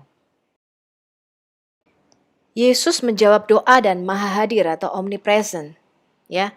Yohanes 16 ayat 26 kata Yesus, "Pada hari itu kamu akan berdoa di dalam namaku dan tidak aku katakan kepadamu bahwa aku meminta bagimu kepada Bapa, sebab Bapa sendiri mengasihi kamu karena kamu telah mengasihi aku dan percaya bahwa aku datang dari Allah." Yohanes 14 ayat 13, "Dan apa juga yang kamu minta di dalam namaku, aku akan melakukannya supaya Bapa dipermuliakan di dalam Anak," kata Yesus. Matius 18 ayat 20, "Sebab di mana 2 atau 3 orang berkumpul di dalam namaku, di situ aku ada di tengah-tengah mereka," kata Yesus. Nah, bisa nggak nih kalau seorang manusia biasa mengatakan 2-3 orang berkumpul di dalam namaku, aku ada di tengah-tengah mereka. Nama siapa ini? Karena namanya itu berkuasa ya teman-teman. Ya, Yesus mengklaim dia maha hadir atau omnipresent. Yesus maha kuasa. Yohanes 8 ayat 23, lalu Yesus berkata kepada mereka, "Kamu berasal dari bawah, aku dari atas. Kamu dari dunia ini, aku bukan dari dunia ini." Ya, karena itu tadi aku berkata kepadamu bahwa kamu akan mati dalam dosamu. Sebab jikalau kamu tidak percaya bahwa akulah dia, ego eimi, kamu akan mati dalam dosamu. Wahyu 1 ayat 8, kemarin kita sudah baca berulang-ulang. "Aku adalah Alfa Omega, firman Tuhan Allah, yang ada, yang sudah ada, dan yang akan datang." Siapa? Pantokrator atau pemegang segala sesuatu. Yang maha kuasa, ya, dari kata pas dan krateo. Pantokrator, ya, yang maha kuasa, pemegang kekuasaan. Wahyu 1 ayat 17 sampai 18. "Ketika aku, Rasul Yohanes, melihat dia, Yesus, tersungkurlah aku di depan kakinya, sama seperti orang mati." Yani ketika kita melihat Yesus dalam kemuliaan yang sebenarnya, ya. Tetapi Yesus meletakkan tangan kanannya ke atasku, lalu berkata, "Jangan takut. Aku adalah yang awal dan yang akhir dan yang hidup. Aku telah mati, namun lihatlah aku hidup sampai selama-lamanya. Dan aku memegang segala kunci maut dan kerajaan maut." Wahyu 21 ayat 6 sampai 7. Firman-Nya lagi kepadaku, "Sudah genap, aku adalah Alfa dan Omega, yang awal dan yang akhir. Orang yang haus akan kuberi minum dengan cuma-cuma dari mata air kehidupan. Barang siapa menang, ia akan memperoleh semuanya ini, dan aku, Yesus, akan menjadi Allahnya, dan ia akan menjadi anakku." Jadi kalau orang Muslim bertanya di mana Yesus mengklaim dialah Allah, Anda kasih 3 ayat ini teman-teman. Wahyu 1 ayat 8, Wahyu 1 ayat 17-18, dan Wahyu 21 ayat 6 sampai 7. Ini sekali lagi ayat-ayat di mana Yesus menjawab doa, ya, bahwa hanya Tuhan yang menjawab doa kita. Ya, Yesus mengklaim dia bisa menjawab doa kita. Yohanes 14 ayat 13, "Dan apa juga yang kamu minta dalam namaku, aku akan melakukannya, supaya Bapa dipermuliakan di dalam Anak," kata Yesus. Yohanes 16 ayat 26, "Pada hari itu kamu akan berdoa di dalam namaku, dan tidak aku katakan kepadamu bahwa aku meminta bagimu kepada Bapa." Ya, Yohanes 16 ayat 23, "Dan pada hari itu kamu tidak akan menanyakan apa-apa kepadaku. Aku berkata kepadamu, sesungguhnya segala sesuatu yang kamu minta kepada Bapa akan diberikannya kepadamu di dalam namaku." Yohanes 15 ayat 16, "Bukan kamu yang memilih aku, tapi akulah yang memilih kamu. Dan aku telah menetapkan kamu supaya kamu pergi dan menghasilkan buah, dan buahmu itu tetap." Ya, supaya apa yang kamu minta kepada Bapa dalam namaku diberikannya kepadamu. Jadi kita ini anak-anak pilihan Tuhan. Anak-anak pilihan Tuhan ya teman-teman. Jangan Anda lepaskan itu. Ya saya bingung loh. Kalau Anda bisa melepaskan Tuhan Yesus itu, aduh saya bingung tuh. Nggak nalar buat saya sih. Nggak masuk di akal. Mungkin banyak teman-teman yang nggak tahu ya, bahwa rabi-rabi Yahudi menyebut Mesias itu adalah the cloud rider, atau dia yang berkendara melintasi awan-awan. Mazmur 68 ayat 4, bernyanyilah bagi Allah, mazmurkanlah namanya, buatlah jalan bagi dia yang berkendaraan melintasi awan-awan. Namanya ialah Yod-Heh-Vav-He. Ya. Jadi orang yang mengendarai awan-awan itu pasti sosok ilahi. Namanya siapa? Yod-Heh-Vav-He, Hashem. Ya. Beria-rialah di hadapannya. Nah, Yesus mengklaim dia itulah sang anak manusia di kitab Daniel 7 ayat 14 yang kepadanya diberikan segala kuasa, kemuliaan sebagai raja, di mana semua orang-orang dari segala bangsa dan bahasa menyembah kepadanya. Kekuasaannya ialah kekal, tidak akan lenyap, dan kerajaannya tidak akan musnah. Ya, karena itu rabi-rabi Yahudi menyebut sang Mesias sebagai apa? Anak Allah itu adalah the cloud rider, ya, dia yang berkendara di atas awan-awan. Referensinya di Ulangan 33 ayat 26, Mazmur 18 ayat 9 sampai 10, Mazmur 104 ayat 3, Yesaya 19 ayat 1. Kalau kita bicara mengenai sosok yang berkendara di atas awan-awan, itu dalam teologi itu pasti sosok ilahi. Kalau Anda lihat misalnya kayak di Buddha itu ada Dewi Kwan Im, itu kan pasti digambarkan dia mengendarai awan-awan, ya. Sun Gokong, ya, pasti dia terbang itu mengendarai awan-awan. Terus anak siapa tuh yang bawa roda itu? Dewa siapa sih? Masih kecil tuh. Si anak kecil ajaib itu yang bawa roda dari berapi itu ya. Kalau Anda lihat itu kan juga digambarkan mengendarai awan-awan. Kenapa? Karena konsep dalam teologi Semitik, ya, bangsa Semitik itu kalau menggambarkan sosok ilahi, itu dia pasti naik awan-awan, teman-teman. Berkendara di atas awan-awan. Itu konsepnya. Kemudian Markus 14 ayat 60 sampai 64. Imam besar itu bangkit berdiri di tengah-tengah sidang dan bertanya kepada Yesus. Ini ketika Yesus dihadapkan ke pengadilan imam-imam besar dengan tuduhan penghujatan, ya. Kata imam besar itu, tidakkah engkau memberi jawab atas tuduhan saksi-saksi ini terhadap engkau? Tapi Yesus tetap diam dan tidak menjawab. Imam besar itu bertanya kepadanya sekali lagi, apakah engkau Mesias, anak Allah, anak dari yang terpuji? Apakah engkau Mesias, katanya? Anak Allah. Jawab Yesus, yes, akulah dia. Dan kamu akan melihat apa? Sang anak manusia duduk di sebelah kanan yang maha kuasa dan datang di tengah-tengah awan-awan di langit. Jadi anak manusia di sini bukan anaknya Pak Dul, teman-teman. Makanya sekali lagi firman itu hanya dipercayakan kepada orang Yahudi. Sebab kalau ini orang Arab yang baca, ya, atau orang bangsa lain, loh, Yesus ngaku anak manusia, ini berarti anak manusia, ini anaknya Pak Dul. Bukan, teman-teman, karena kita tuh nggak punya kitab Tanak. Anda tuh nggak punya kitab Daniel, makanya nggak ngerti. Imam besar ini ngerti ketika Yesus mengatakan iya dan kamu akan melihat siapa? Sang anak manusia itu duduk di sebelah kanan yang maha kuasa dan datang di tengah-tengah awan-awan di langit. Maka imam besar itu apa? Mengoyakkan pakaiannya. Untuk apa kita perlu saksi lagi, katanya? Kamu sudah mendengar hujatnya terhadap Allah. Bagaimana pendapat kamu? Lalu dengan suara bulat mereka memutuskan bahwa Yesus harus dihukum mati. Yesus itu tidak hidup di padang gurun, di dalam masyarakat politeisme atau penyembah berhala yang tidak punya kitab Tanak dan buta huruf. Yesus gak hidup di situ, teman-teman. Ya, dia tidak hidup di kalangan orang-orang yang umi dan tidak mengerti Alkitab. Ya, dia bicara kepada orang Yahudi yang punya kitab Tanak, ahli kitab. Yesus di sini mengutip kitab nubuatan Daniel 7 ayat 13 sampai 14.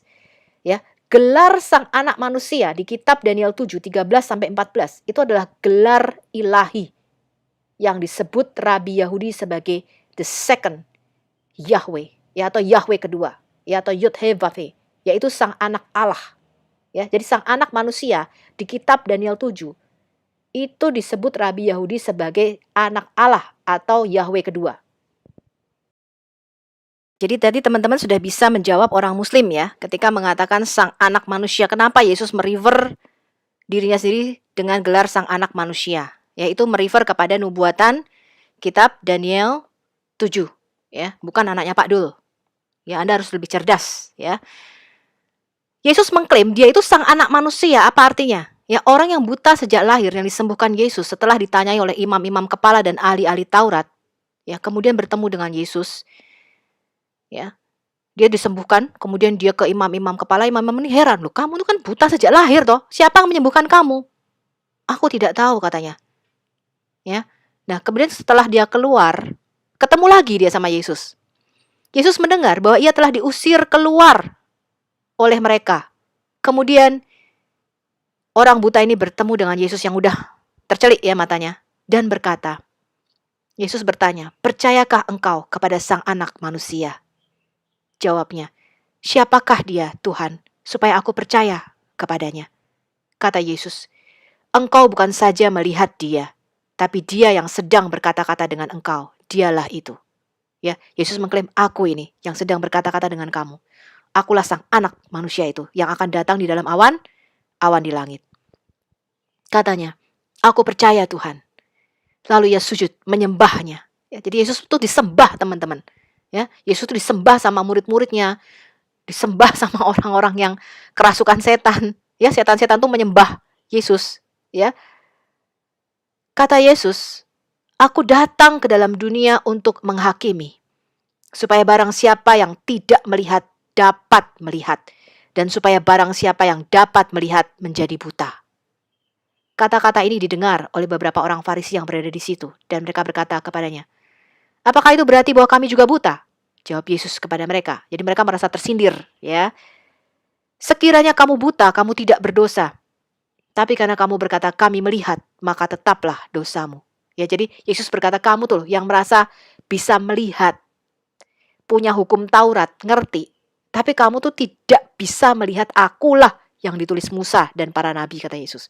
Tapi orang yang buta ini, ya, sekalipun dia buta secara fisik, tapi mata rohaninya tercelik, ya, dan mengakui Yesus itu adalah Mesias, Sang Anak Manusia itu, yang duduk di sebelah kanan Bapa.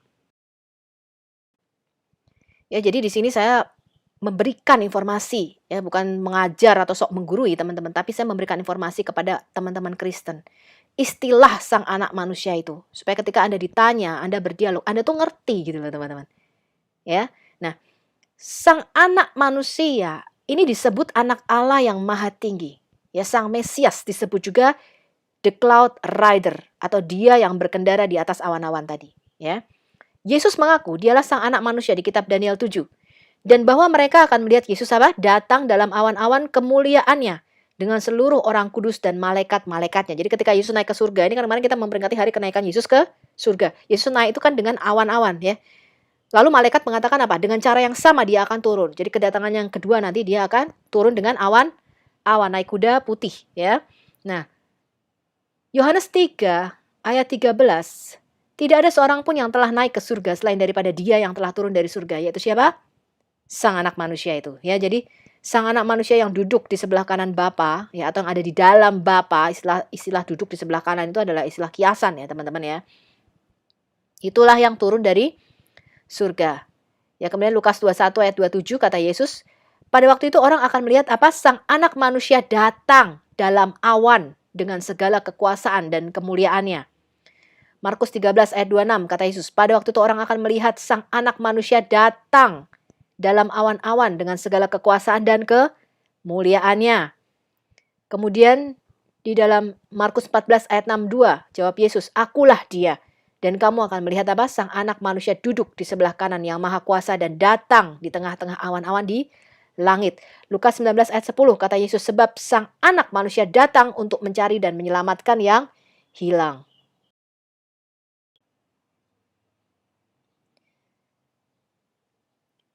Kita lanjutkan ya, baca ya. Matius 24 ayat 30 kata Yesus, pada waktu itu akan tampak tanda. Tanda apa ini? Sang Anak Manusia di langit. Loh, ini anak manusia nggak biasa ini. Kalau anak manusia nggak mungkin di langit, betul nggak? Dan semua bangsa di bumi akan meratap dan melihat Sang Anak Manusia itu datang di atas awan-awan di langit dengan segala kekuasaan dan kemuliaannya. Ya, ini bukan manusia biasa ya teman-teman. Ya, ini disebut manusia ilahi, ya. Jawab Yesus, engkau telah mengatakannya, akan tetapi aku berkata kepadamu, mulai sekarang kamu akan melihat Sang Anak Manusia duduk di sebelah kanan yang Maha Kuasa dan datang di atas awan-awan di langit. Matius 16 ayat 27. Sebab sang anak manusia akan datang dalam kemuliaan Bapanya, diiringi malaikat-malaikatnya. Wow, ini anak manusia nggak biasa ini, bukan anaknya Pak Dul nih. Anak manusia ini akan datang di awan-awan dalam kemuliaan Bapa, diiringi apa? Malaikat. Banyak lagi malaikat-malaikatnya. Dan pada waktu itu ia akan membalas setiap orang menurut perbuatannya. Wah, ini yang dimaksud Yesus sang anak manusia. Ini pasti sesuatu yang ilahi, karena dia akan membalas setiap orang. Ya kalau kayak saya, saya sebagai anak manusia, bisa nggak saya balas perbuatan orang-orang? Ya pengen sih teman-teman ya, kadang-kadang punya kekuasaan. Tapi itu bukan hak saya teman-teman. Pembalasan itu adalah hak Tuhan. Ya walaupun terkadang beberapa orang tertentu tuh kayaknya kita pengen kecek gitu ya teman-teman ya. Saking nyebelinnya tuh kita pengen, gitu ya. Tapi nggak bisa teman-teman, karena pembalasan itu adalah hak Tuhan. Ya. Nah, Matius 16 ayat 28, aku berkata kepadamu, sesungguhnya di antara orang yang hadir di sini ada yang tidak akan mati sebelum mereka melihat sang anak manusia datang sebagai raja di dalam kerajaannya. Matius 25 ayat 31, apabila sang anak manusia datang dalam kemuliaannya dan semua malaikat bersama-sama dengan dia, maka ia akan bersemayam di atas tahta kemuliaannya. Jadi sang anak manusia ini bukan manusia biasa, ya, karena dia bertahta dalam kemuliaan Bapa, duduk di sebelah kanan Allah. Kita baca lagi Lukas 22 ayat 66 sampai 71 supaya teman-teman semua terbuka ya. Dan setelah hari siang berkumpullah sidang para tua-tua bangsa Yahudi dan imam-imam kepala dan ahli-ahli Taurat, lalu mereka menghadapkan dia ke mahkamah agama. Katanya, "Jikalau engkau adalah Mesias, katakanlah kepada kami." Jawab Yesus, "Sekalipun aku mengatakannya kepada kamu, namun kamu tidak akan percaya. Dan sekalipun aku bertanya sesuatu kepada kamu, namun kamu tidak akan menjawab. Mulai sekarang, Sang Anak Manusia sudah duduk di sebelah kanan Allah yang Maha Kuasa." Kata mereka semua, "Kalau begitu engkau ini anak Allah." Jawab Yesus, "Kamu sendiri mengatakan bahwa aku adalah anak Allah." Ya, lalu kata mereka, "Untuk apa kita perlu kesaksian lagi? Kita ini telah mendengarnya dari mulutnya sendiri." Ya, jadi Sang Anak Manusia itu disebut juga anak Allah.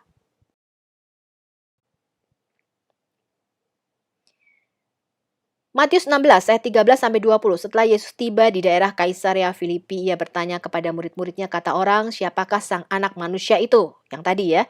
Jawab mereka, ada yang mengatakan siapa? Cuma sekedar utusan nih, Yohanes Pembaptis, ya. Ada juga yang mengatakan cuma sekedar nabi seperti Elia. Ya, ada pula yang mengatakan Yeremia atau salah satu dari seorang nabi. Lalu Yesus bertanya kepada mereka, "Tetapi apa katamu? Siapakah aku ini?" Jawaban Anda menentukan keselamatanmu. Jangan salah jawab, ya teman-teman ya. Maka jawab Simon Petrus, "Engkau adalah Mesias, anak Allah yang hidup." Kata Yesus kepadanya, "Berbahagialah engkau Simon bin Yunus, sebab bukan manusia yang menyatakan itu kepadamu, melainkan Bapa-Ku yang di surga." Nah, ini kata-kata yang penting yang sering disalahgunakan nih. "Dan aku pun berkata kepadamu, engkau adalah Petros," atau Petrus, batu kerikil, batu kecil. Ya. Dan di atas Petra ini, kata Yesus, ya, di atas batu karang pengakuanmu ini, yang besar ini, ya, engkau mengatakan aku adalah anak Allah yang hidup. Aku akan mendirikan eklesiaku. Diterjemahkan di dalam bahasa Indonesia jemaatku. Kadang diterjemahkan sebagai gerejaku, tetapi bahasa aslinya adalah eklesia. Nanti kita lihat apa itu artinya eklesia. Dan alam maut tidak akan menguasainya. Kepadamu akan kuberikan apa? Kunci-kunci kerajaan surga. Nah, yang sekarang kita pelajari adalah salah satu kuncinya. Apa itu? Kunci pengetahuan. Ya. Apa yang kau ikat di dunia ini akan terikat di surga. Apa yang kau ikat di dimensi fisik ini akan terikat di dimensi roh. Dan apa yang kau lepaskan di dimensi fisik itu akan terlepas di dimensi roh. Jadi ada hubungan antara surga dan bumi. Itu kuasa yang Tuhan berikan kepada kita, eklesianya. Lalu Yesus melarang murid-muridnya supaya jangan memberitahukan kepada siapapun bahwa dia adalah Mesias.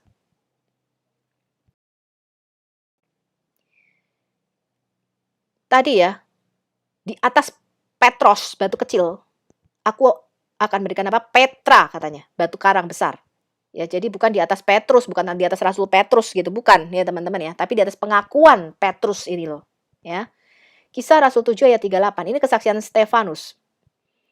Musa inilah yang menjadi pengantara dalam sidang jemaah eklesia di padang gurun.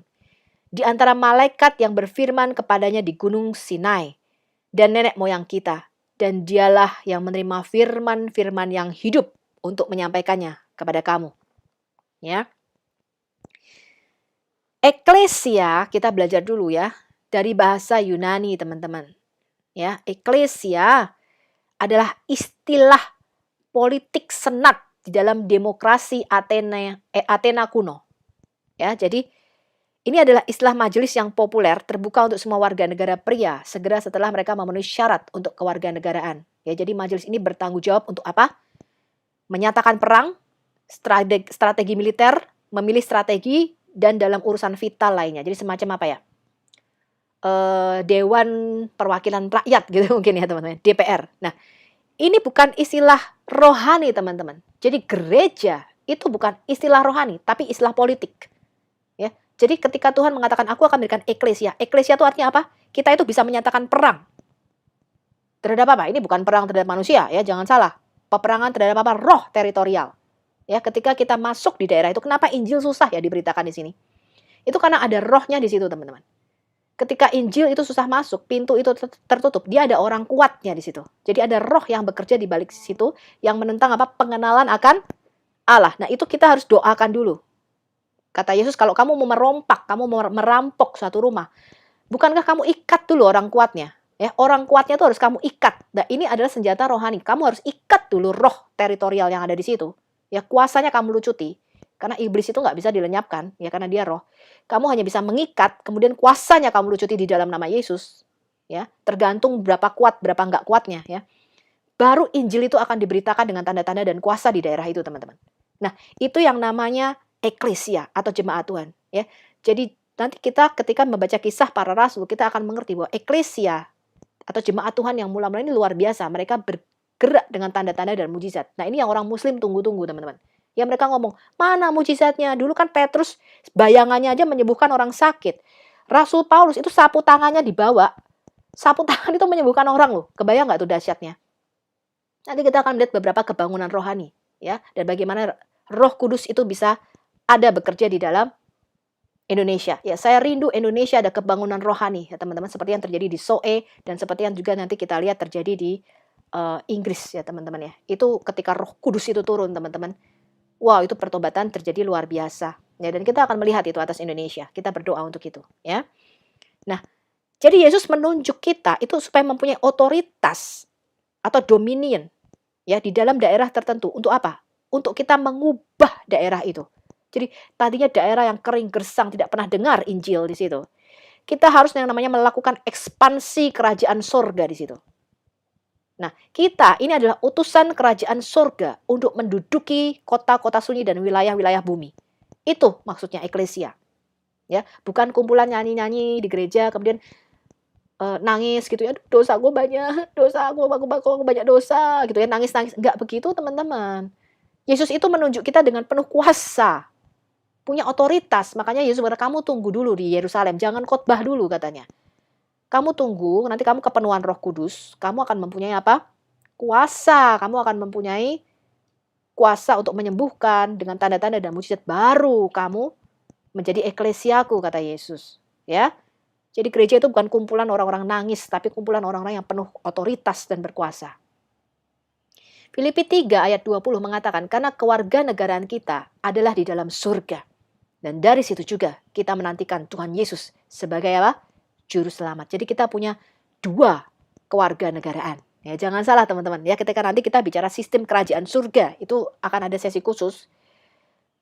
Kita akan melihat bahwa Tuhan itu menghendaki kita punya dua kewarganegaraan.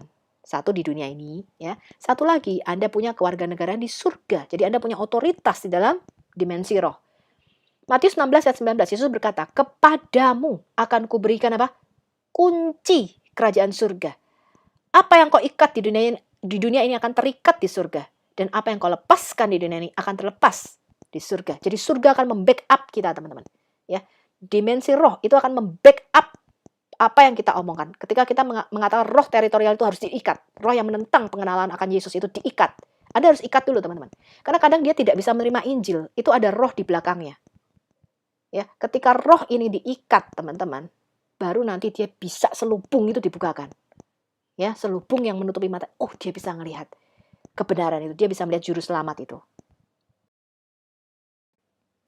Teman-teman bagi yang nggak pernah baca kitab Daniel 7, Anda harus baca ya. Ini dalam bahasa Aramaik. Kitab Daniel 7 ayat 9 sampai 14. Ini penglihatan Nabi Daniel tentang siapa sang anak manusia. Tadi saya sudah jelaskan berkali-kali Yesus merefer dirinya sebagai sang anak manusia dan sang anak Allah. Lalu siapa sih sang anak manusia ini? Kalau tadi kita mengatakan dia adalah sosok ilahi, ya. Daniel 7 ayat 9 sampai 14. Sementara aku terus melihat tahta-tahta diletakkan. Jadi ada banyak tahta, ya. Lalu duduklah, ini di bahasa Indonesianya ya, diterjemahkan sebagai yang lanjut usianya. Harusnya lebih tepatnya adalah yang kekal, betul ya. Dia yang kekal atau yang hari-harinya tidak berkesudahan. Ya, tapi diterjemahkan di dalam Alkitab kita menjadi yang lanjut usia. Kalau yang lanjut usia itu kan kayaknya sepuh ya, kakek-kakek ya. Tapi yang benar adalah yang kekal, ya. Lalu duduklah dia yang kekal, yang hari-harinya tidak berkesudahan. Pakaiannya putih seperti salju. Rambutnya bersih seperti bulu domba. Siapa ini? Ini gambaran Bapa. Bapa adalah wujud ilahi itu. Kursinya dari nyala api. Dengan roda-rodanya dari api yang berkobar. Kobar. Ya, nanti ketika kita membahas dimensi roh, kita akan melihat makhluk-makhluk rohani. Suatu sungai api timbul dan mengalir di hadapannya. 1000 kali beribu-ribu melayani dia. Ini apa? Malaikat-malaikat, ya, kerubim, serafim, ofanim. Ya, nanti kita lihat ya, makhluk-makhluk surgawi, ya. Kemudian ada penghulu malaikat, ya, Mikael, Gabriel, ya. Dan malaikat lain-lain, ya. Melayani di hadapan tahtanya. Lalu duduklah majelis pengadilan. Ini ada majelis, ini kita bicara divine council atau sidang ilahi, ya, yang ada di Mazmur 82 kemarin. Kemudian dibukalah kitab-kitab. Ada banyak kitab, ya. Aku terus melihat karena perkataan sombong yang diucapkan tanduk itu. Ini jadi Daniel ya terus melihat. Aku terus melihat sampai binatang itu dibunuh. Ini antikris. Tubuhnya dibinasakan dan diserahkan ke dalam api yang membakar. Juga kekuasaan binatang-binatang yang lain dicabut dan jangka hidup mereka ditentukan sampai pada waktu dan saatnya. Ya, ini bicara mengenai kekuasaan roh-roh. Nanti kita lihat ada 4 kerajaan yang timbul di dalam penglihatan Nabi Daniel ini. Ya. Aku terus melihat dalam penglihatan malam itu. Ini yang penting teman-teman. Yang merah-merah ini penting. Ya, Anda nanti cocokin dengan kitab Daniel. Tampak datang dengan apa?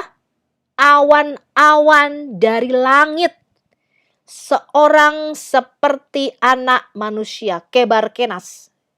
Tampaknya seperti Daniel itu kayak sesosok manusia. Datanglah ia dibawa kepada yang kekal itu, yang lanjut usianya itu. Ia dibawa ke hadapannya. Lalu kepada kebar kenas ini, sang anak manusia ini, diberikan kuasa, kemuliaan, kekuasaan sebagai raja. Maka orang-orang dari segala bangsa, suku bangsa, dan bahasa mengabdi. Palak. Ya, ini melayani kepada sesuatu makhluk yang ilahi. Melayani dia. Kekuasaannya ialah kekuasaan yang kekal, yang tidak akan lenyap. Dan kerajaannya ialah kerajaan yang tidak akan musnah. Jadi Nabi Daniel ini melihat kenaikan Tuhan Yesus yang kemarin kita peringati ini. Ya, Yesus ketika mati 3 hari kemudian bangkit, dia masih menampakkan diri selama 40 hari berturut-turut. Ya, kemudian Yesus naik ke surga. Ini dilihat Daniel. Ya, jadi Daniel itu melihat kenaikan Yesus ke surga. Nanti Rasul Yohanes itu melihat kedatangan Yesus yang kedua kali dari surga. Ya, nanti ketika kita baca kitab Wahyu. Lalu Yesus mengklaim dialah sang anak manusia, the cloud rider, dia yang berkendara di atas awan-awan itu. Ya, maka jawab Yesus, ego eimi, akulah dia, sang anak manusia itu. Ya, yang datang dalam awan-awan, dan kamu akan melihat sang anak manusia, aku duduk di sebelah kanan yang maha kuasa dan datang di tengah-tengah awan-awan di langit. Ya, ini kata-kata Yesus di Markus 14 ayat 62 tadi. Salah satu nama Allah itu adalah Al-Malik. Artinya apa? Raja. Dan pantokrator atau kurios, pemilik kekuasaan. Itu salah satu namanya. Dia memiliki atribut malik kerajaan. Ya, jadi dia raja, teman-teman. Dia bukan presiden, bukan menteri, bukan perdana menteri ya. Dia raja. Dia pemegang kekuasaan dan otoritas. Allah itu adalah Al-Malikul Haq. Ya. Dia adalah pribadi yang memerintah, membuat, melakukan apapun yang dia inginkan. Nah, kitab Daniel 7 ayat 13-14 itu, aku terus melihat dalam penglihatan malam itu tampak datang dengan awan-awan dari langit seorang seperti anak manusia datang kepada dia yang hidup kekal atau yang lanjut usianya itu. Dan dibawa kepadanya, lalu diberikan kepadanya kuasa, kemuliaan, dan kekuasaan sebagai apa? Malik, sebagai raja. Maka orang-orang dari segala bangsa itu berarti apa? Semua bangsa, semua suku bangsa, dan bahasa apapun akan mengabdi kepada sang anak manusia ini. Kekuasaannya ialah kekuasaan yang kekal dan tidak akan lenyap. Dan kerajaannya ialah kerajaan yang tidak akan musnah. Mesias itu adalah Al-Malik, ya, atau raja. Dia disebut raja segala raja. Nah, kita ini nanti juga disebut raja-raja kecil, teman-teman, ya. Tapi Yesus disebut raja di atas segala raja. Matius 28 ayat 18, Yesus mendekati mereka dan berkata, kepadaku telah diberikan segala kuasa di surga dan di bumi. Kemudian Wahyu 5 ayat 13, aku mendengar semua makhluk di surga dan di bumi dan di bawah bumi dan yang di laut dan semua yang ada di dalamnya berkata, bagi dia yang duduk di atas tahta dan bagi siapa? Bagi anak domba adalah puji-pujian dan hormat dan kemuliaan dan kuasa sampai selama-lamanya. Matius 24 ayat 30 kata Yesus, pada waktu itu akan tampak tanda sang anak manusia di langit dan semua bangsa di bumi akan meratap dan mereka akan melihat sang anak manusia itu datang di atas awan-awan di langit dengan segala kekuasaan dan kemuliaannya. Nah, kalau nanti kita melihat nubuatan mengenai Mesias, kedatangannya yang pertama itu digenapi secara detail. Dia lahir harus di tadi Migdal Eder, Bethlehem Efrata. Harus lahir dari seorang perawan. Harus mati, ya. Matinya dengan cara ditusuk tangan dan kakinya. Dia harus bangkit pada hari ketiga. Itu digenapi, teman-teman. Apalagi kedatangannya yang kedua. Yesus ada di dalam Bapa sejak kekal. Ya. Yohanes 17 ayat 5 Yesus berkata, oleh sebab itu ya Bapa, permuliakanlah aku padamu sendiri dengan kemuliaan yang kumiliki di hadiratmu sebelum dunia ada. Filipi 2 ayat 5-9. Kristus Yesus yang walaupun dalam rupa Allah, morphetheos, ya, dia dalam rupa ilahi, tidak menganggap kesetaraan dengan Allah itu sebagai milik yang harus dipertahankan. Melainkan telah apa? Mengosongkan dirinya. Kenosis. Ya, mengosongkan dirinya sendiri. Mengosongkan ini bukan dia kehilangan kealahannya terus dia jadi lupa ingatan bahwa dia Allah. Enggak, teman-teman. Mengosongkan ini artinya dia membatasi diri. Dia masuk ke dalam tubuhnya yang diciptakan oleh Roh Kudus di dalam rahim Maria.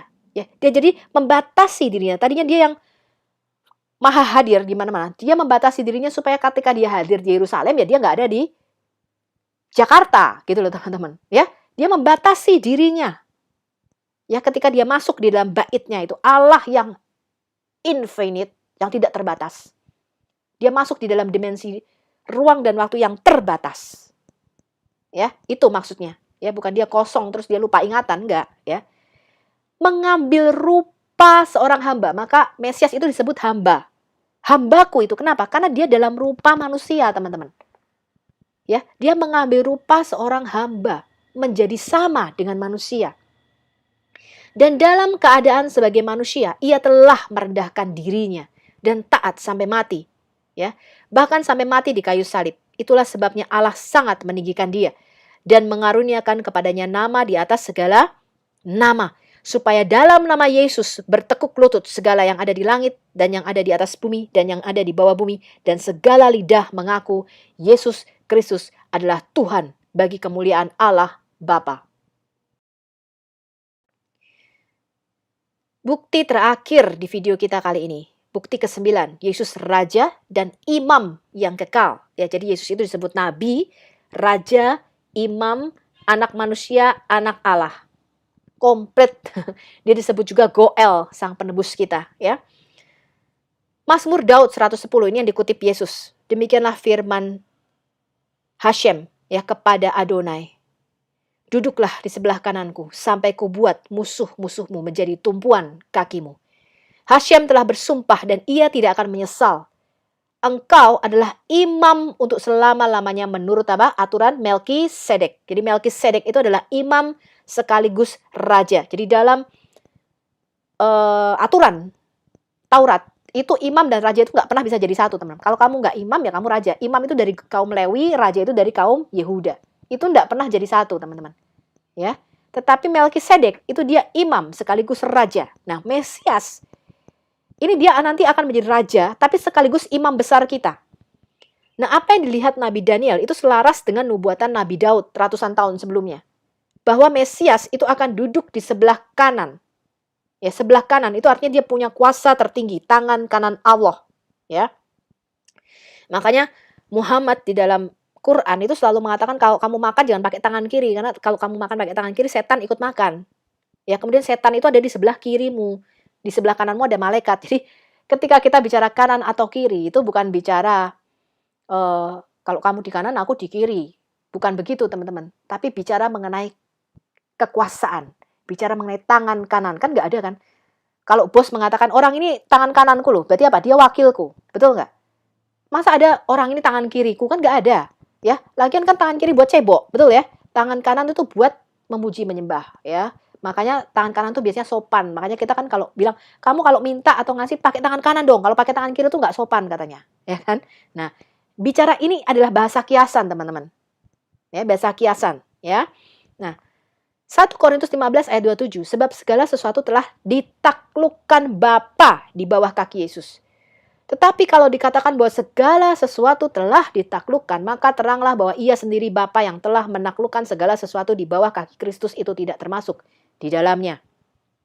Tetapi kalau segala sesuatu telah ditaklukkan di bawah Kristus, maka dia, Yesus sendiri, sebagai anak akan menaklukkan dirinya di bawah Bapa yang telah menaklukkan segala sesuatu di bawahnya, supaya Allah menjadi semua di dalam semua. Oke, terima kasih. Kita jumpa lagi di video 8C. Ya, Anda boleh sharingkan dan bagikan dengan teman-teman di Indonesia. Yohanes 14 ayat 6, kata Yesus, kepadanya akulah jalan, al-Tariq, dan kebenaran, al-Haq, dan hidup, al-Hayah. Tidak ada seorang pun yang datang kepada Bapa kalau tidak melalui aku. Ya, mari kita bawa kabar baik Injil ini ke seluruh pelosok Indonesia. Indonesia pasti akan diselamatkan dan Tuhan akan mencurahkan Roh Kudus-Nya atas bangsa ini. Amin.